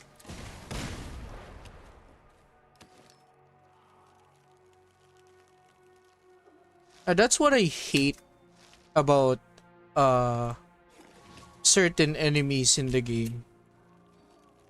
You absolutely need to have the appropriate element, or else you're not dealing any damage.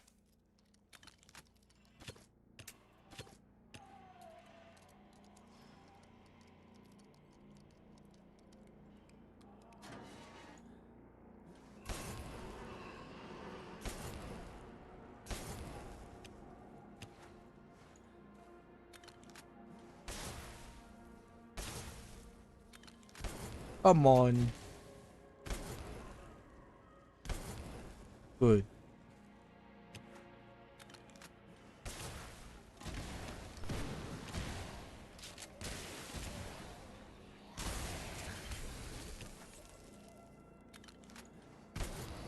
Wait, there's a raider ghoul over here?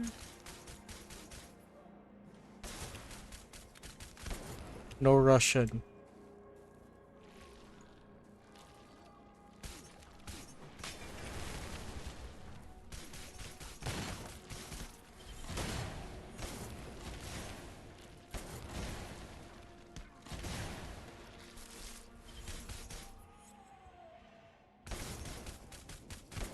Absolutely no Russian.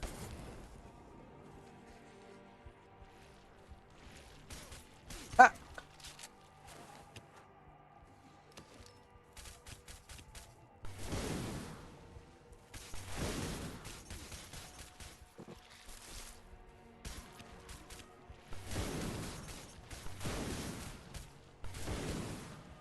Fuck those nuts.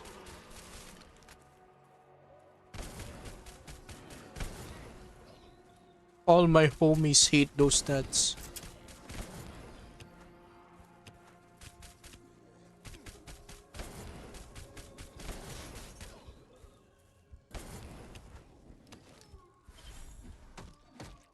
Bonk.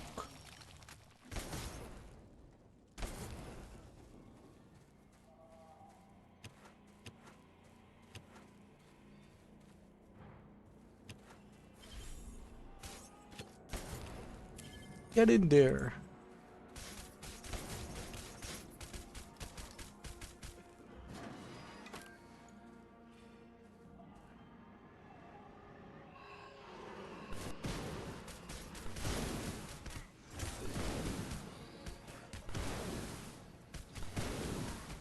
Yo, who would have thought the bazooka is great?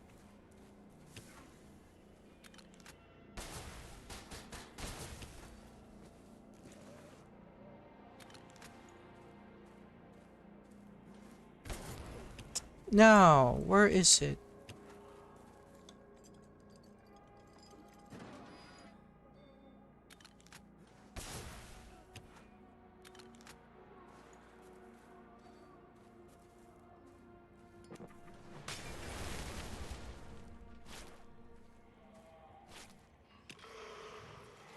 Oh no, it's here!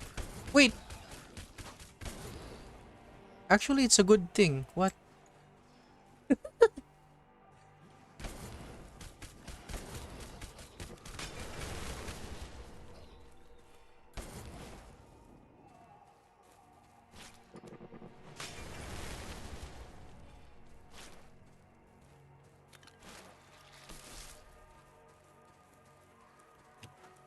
An easy way to move a warehouse. I mean, if I'm being honest, right? Warehouse is already easy enough. If ever, the only thing you should be focusing is not damage. Not particularly loot. Like for example, legendary gears. What you may want to invest is for your allies. They actually deal a lot of damage.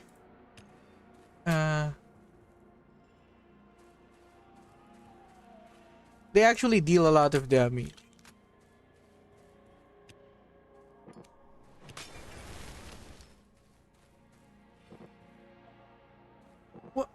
have a pickaxe.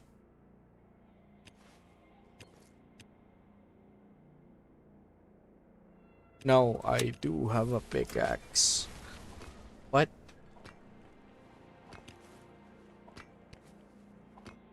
But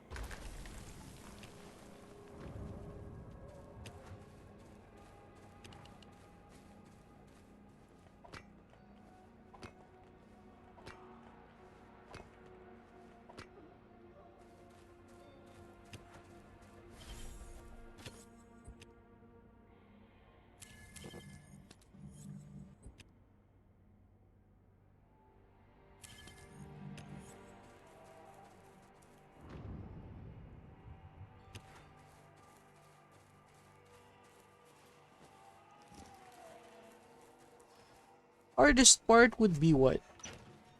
Finding where the key. So we need a lot of keys. We do. We do need to find those keys.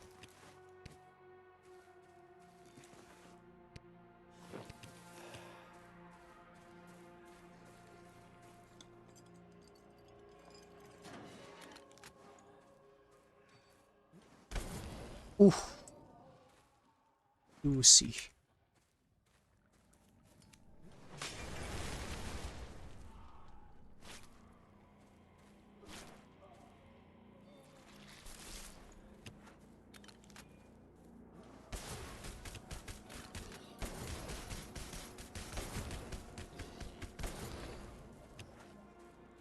Joss is dead.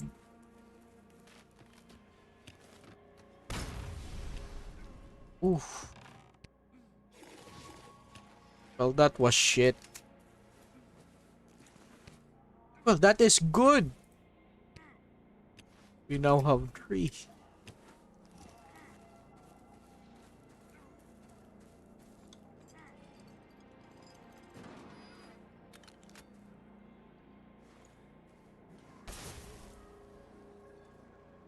I could, but again, it would be boring for you guys. Like, the setup is fucking stupid. You know?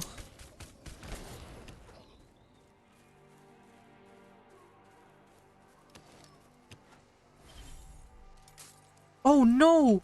How many lockpicks have they consumed? 8, 7. Holy shit, that costed a lot of lockpicks. No way. Ain't no way that was expensive.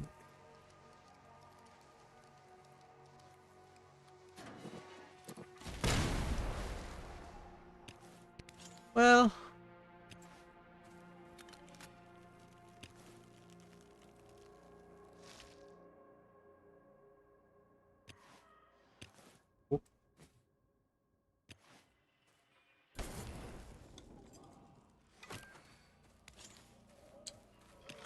how much time did we consume?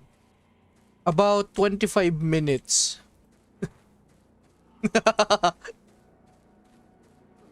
Eh,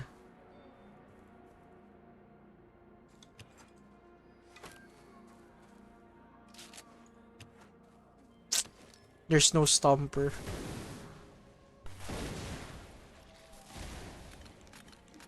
No, I'm gonna get hit. I need a shower. I knew it.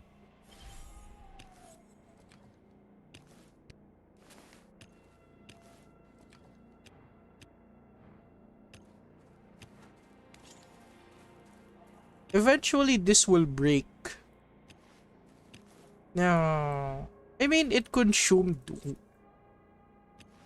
a whole lot. Sup? Hello, welcome to this. Yeah, one major problem. I forgot to bring I forgot to bring a lighter weapon. Shit. How do I do this?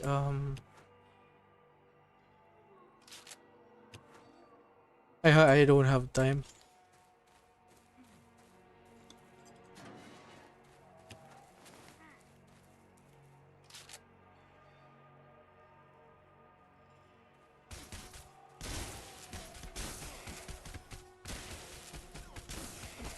Oh, by the way, did you know you can stun this guy? See? See? It also attacks flying objects as well. Ta-da! Fire any good? You mean this one? Yeah, this is really, really good.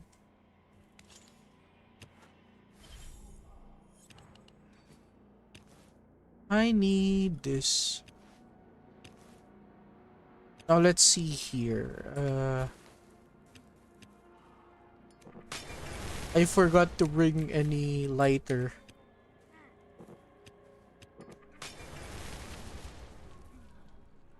Well, you know what?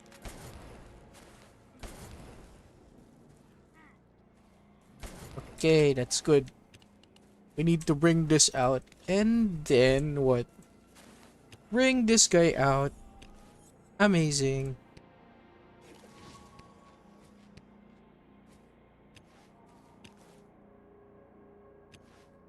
Wait, this one. Do I need grenade?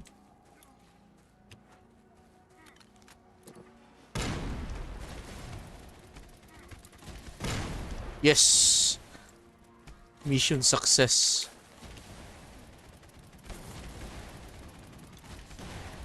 No way!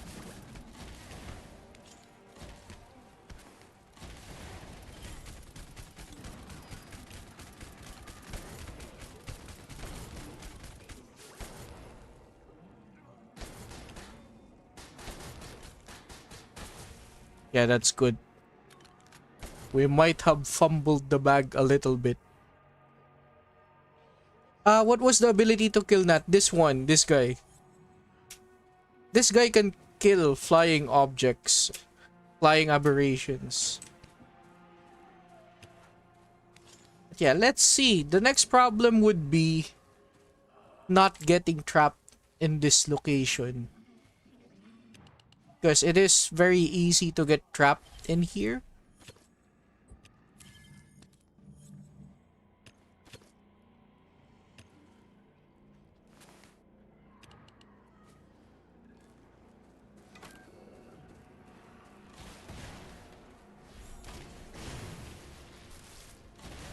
Tada! They're dead.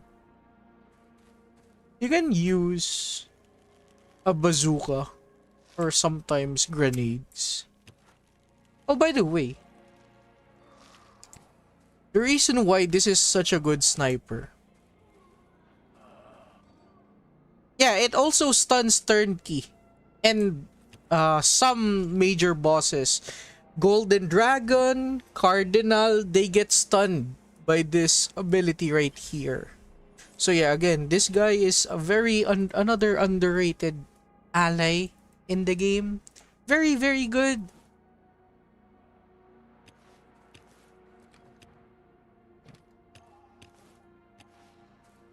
So this is an enemy. Look at this outline right here. How many keys do we got? We only got one.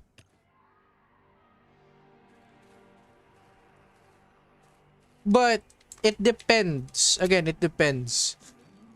Sometimes, some elite enemies do not get stunned. Some do.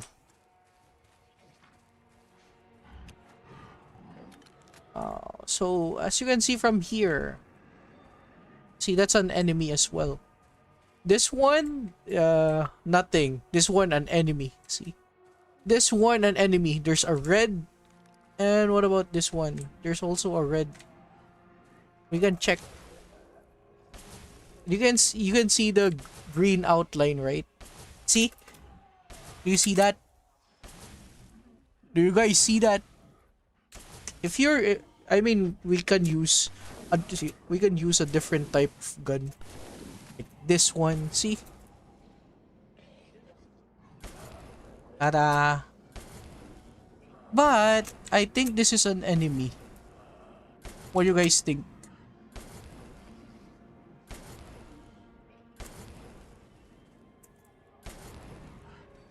Yeah, this is an enemy as well. Yes, look. That is a claw. See, that is a claw. It's a good thing we searched.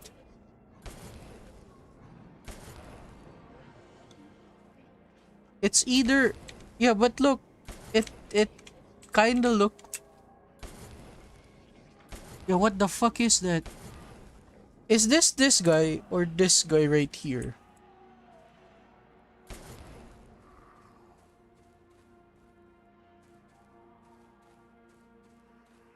Yeah, I also think that this is the survivor. You have to double check. We only have one key. Yeah, I think this is the survivor one. Oh, holy shit, I was right. Yeah, yeah, I was right. Yeah, I mean, the reason why this was kinda sus for me. Yeah, the reason why this was kinda sus for me is because it was making some noise. That's why I moved over here. But yeah, everyone, if you can't see it with this X-ray, with your, yeah, for example, like this, if you can't see the silhouette, use your fucking volume.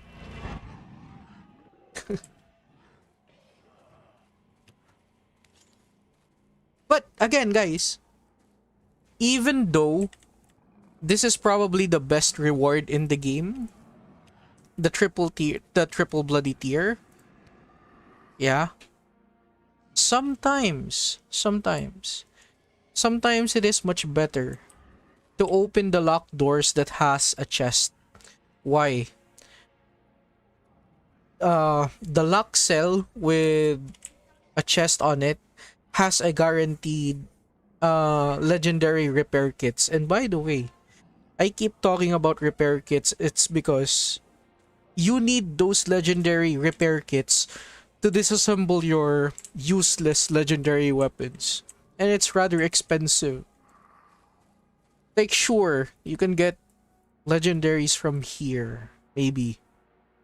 But yeah, at some point, right, you won't even need, right, for example, right, for me, I don't even need this two right here. At this point, I'm only opening this for the motorbike.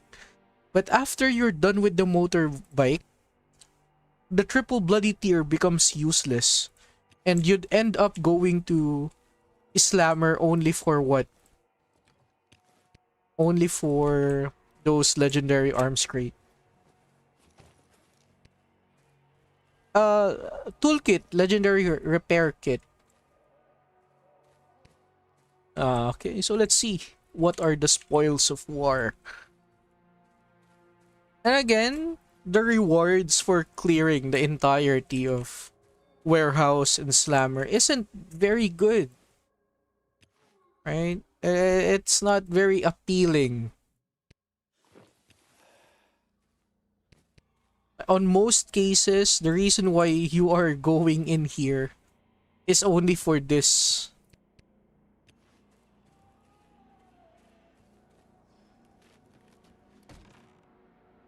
What? Who did you hit? Oh my god, there's still survivors!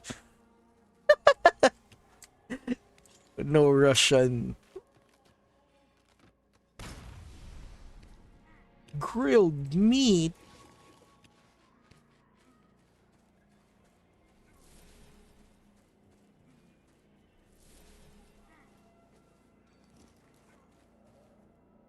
And look, I shouldn't even be getting these bloody tears. They have no value to me.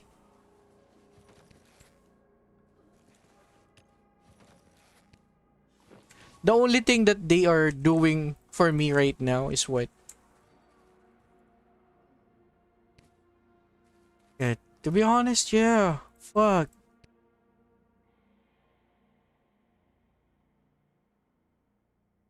Yeah, to be honest, yeah, I'd still do. Look, I'm throwing away this amount of single tiers. Yeah, we're not using it. And also, guys, what veteran player or max level player opens single bloody tier chest? Like, if you open those chests, it's going to give you even more problems. Like what? Storage problems. Why storage problems? If you open those, you'd only be getting what? Green weapons, green armor, nothing more, nothing less. Maybe a chance of bolts, but no. Yeah, I'm not risking. And also, I kinda hate doing this, right? Kinda hate doing delete.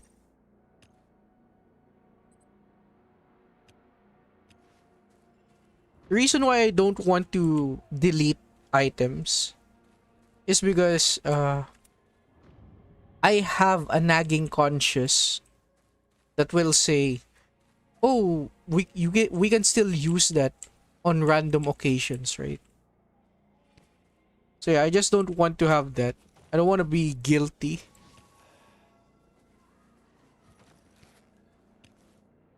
We used 12 lockpicks. 13. It's shit. Oh, 6 iron sheet is worth it. It is worth it. My Shayla.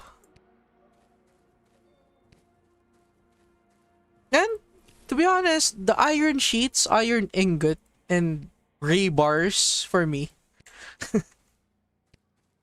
is what it is more important.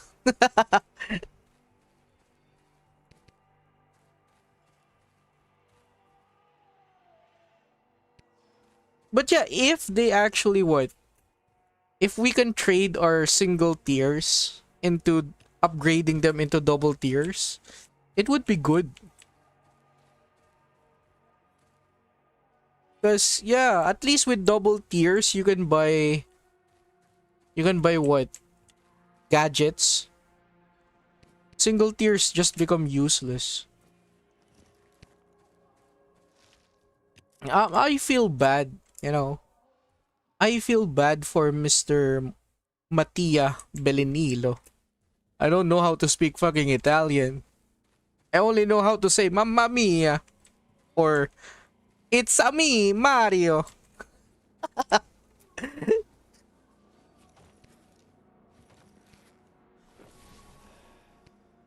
Drink. Boy, drink.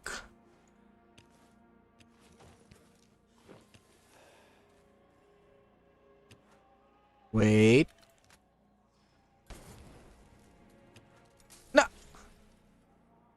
15 lockpicks.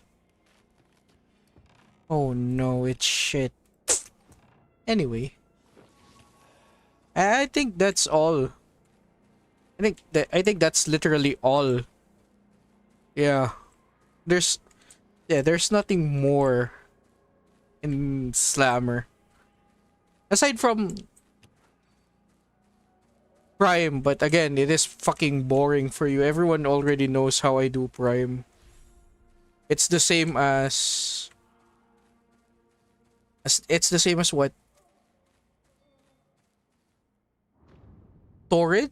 Yeah, if ever the reason why I love streaming and then playing Warehouse Slammer and most of this adventure stuff on one location is because I can explore this amount of place. If I fight a single boss, like that's the only thing that I'm gonna do. Let, yeah, let's look at the damage. How much did it cost me?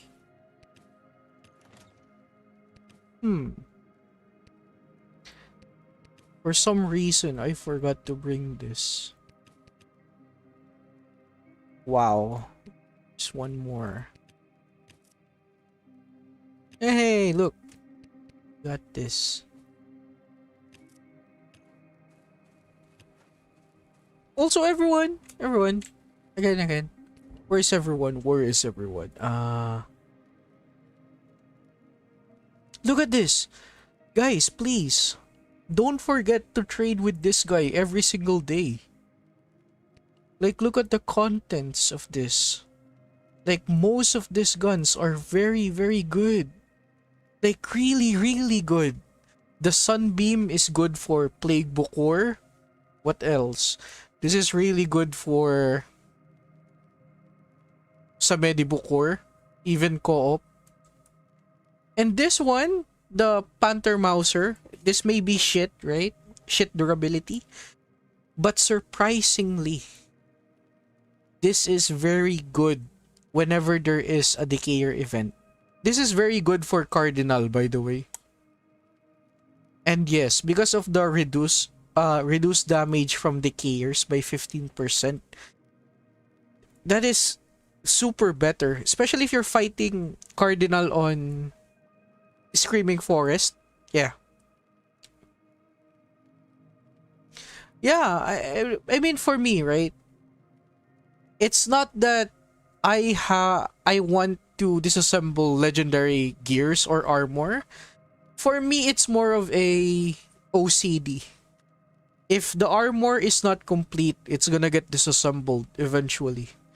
And sometimes I just hate going back, opening the game 20 minutes or an hour to disassemble them. But yeah, most of these weapons are very, very good. The armor, well, there are only two perfect armor sets that is given.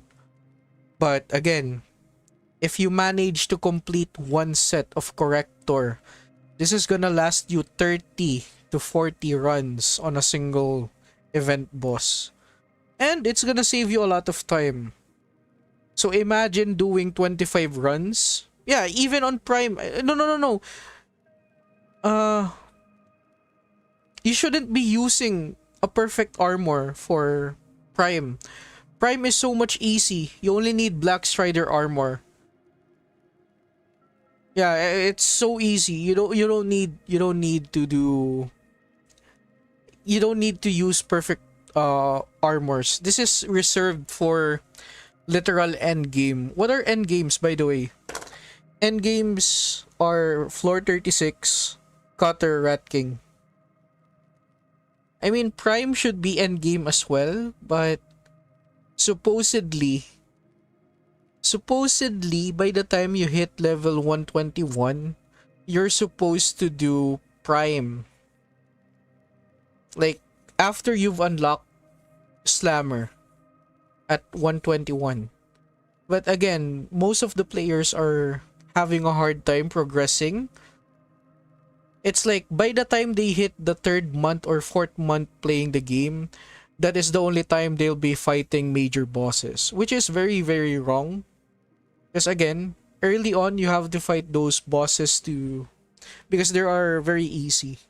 And again, yeah, this perfect set, very, very good for those events. Like, for example, keep this in mind.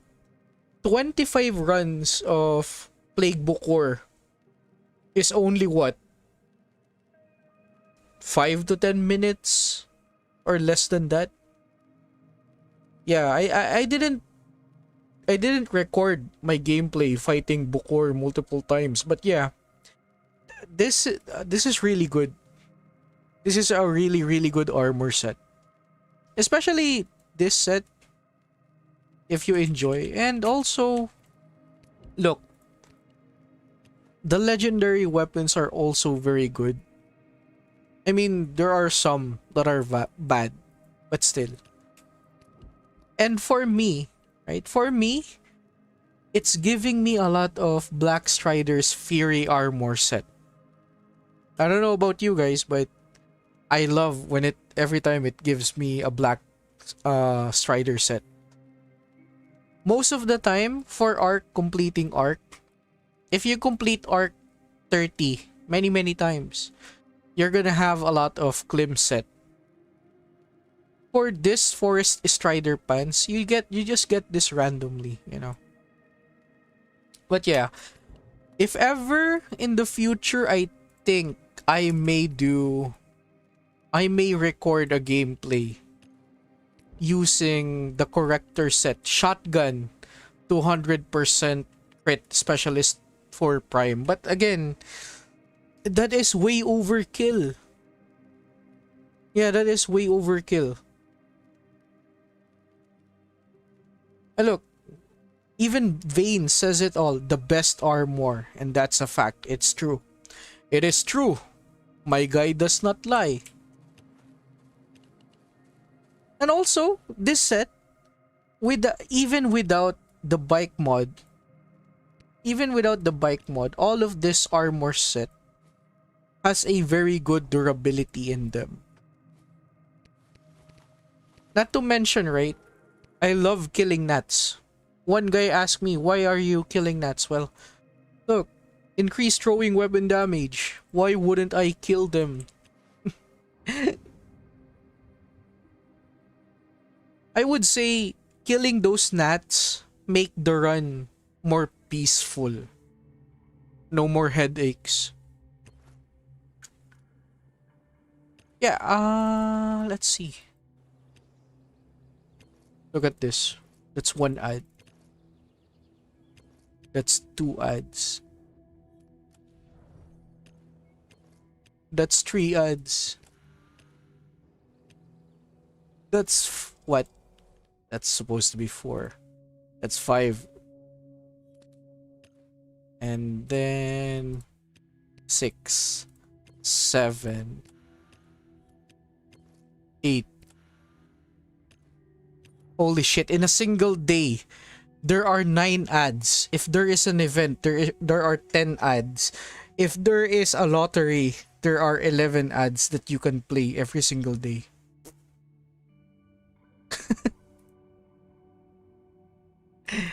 And yeah, at least I'm done with most of the shit. I mean, look, 10,000. Only 10,000 left. And by the way, the next reset for the weekly limit is Friday, Saturday, Sunday. There's 5 more days left. And I'm already at level 38. I guess we are overly farming. Yeah. But don't worry. I will, in the offline. And maybe if I get motivated to play again later on in the evening or in my timeline, that would be 8 hours or 7 hours from now. But yeah, do backpacks still have durability? It's some backpack. Look, I'll show you. If you were an OG player, like let's say you've put in some money in this game and you've played around since 2018, 2019, right? If you've played around those timeline, your backpack wouldn't have any durability. Like for example, this one's, right? But yeah, I mean, since my backpacks have durability only because I got them from events. But again, if you are an OG player, definitely your backpack wouldn't have any durability. But that doesn't mean that they can't disappear. I've seen some bugs where OG players, even with their 20 slot backpack that they've bought, got reduced, got suddenly evaporated into thin air because they died. So yeah, nothing is really to be like, it doesn't matter if you lose them. Because again, if you're continuously playing the game, right? Like, look, I even die. I'm human. I'm not perfect. See, I still die, and I think most of these deaths are from what? Guess what? floor 36. And once I finish my motor, yeah, this one. Once I finish installing this, building this, right? I'm gonna be dying to cutter multiple times. I mean, I shouldn't be dying to cutter. What the hell am I saying? I have... If you have the Arctic set, yeah, the Arctic set is pretty much for cutter, any other major bosses, floor 36. This is better for the perfect soul taker. Probably the best armor for doing soul taker runs on floor 36. And the next armor would be this, the Black Dragon. The difference between the Black Dragon is that you can craft this, compete, and you can craft this. The problem with Arctic set, even though you are competing with LB, right, is that you don't even there's no guarantee of you getting the right armor piece. But for this, you have absolute control. By the way, Hawk, for example, Hawks like this. This specific Hawk armor is only good if there is a Hawk event where you need to kill multiple bosses at Arc with Hawk weapons. So yeah. Anyway, you guys, the stream has been very, very long. It's been 4 hours already. That's already a lot of my time wasted. But yeah, I'll see you guys into the next one. I hope you guys enjoyed and actually learned something today. Yo, peace.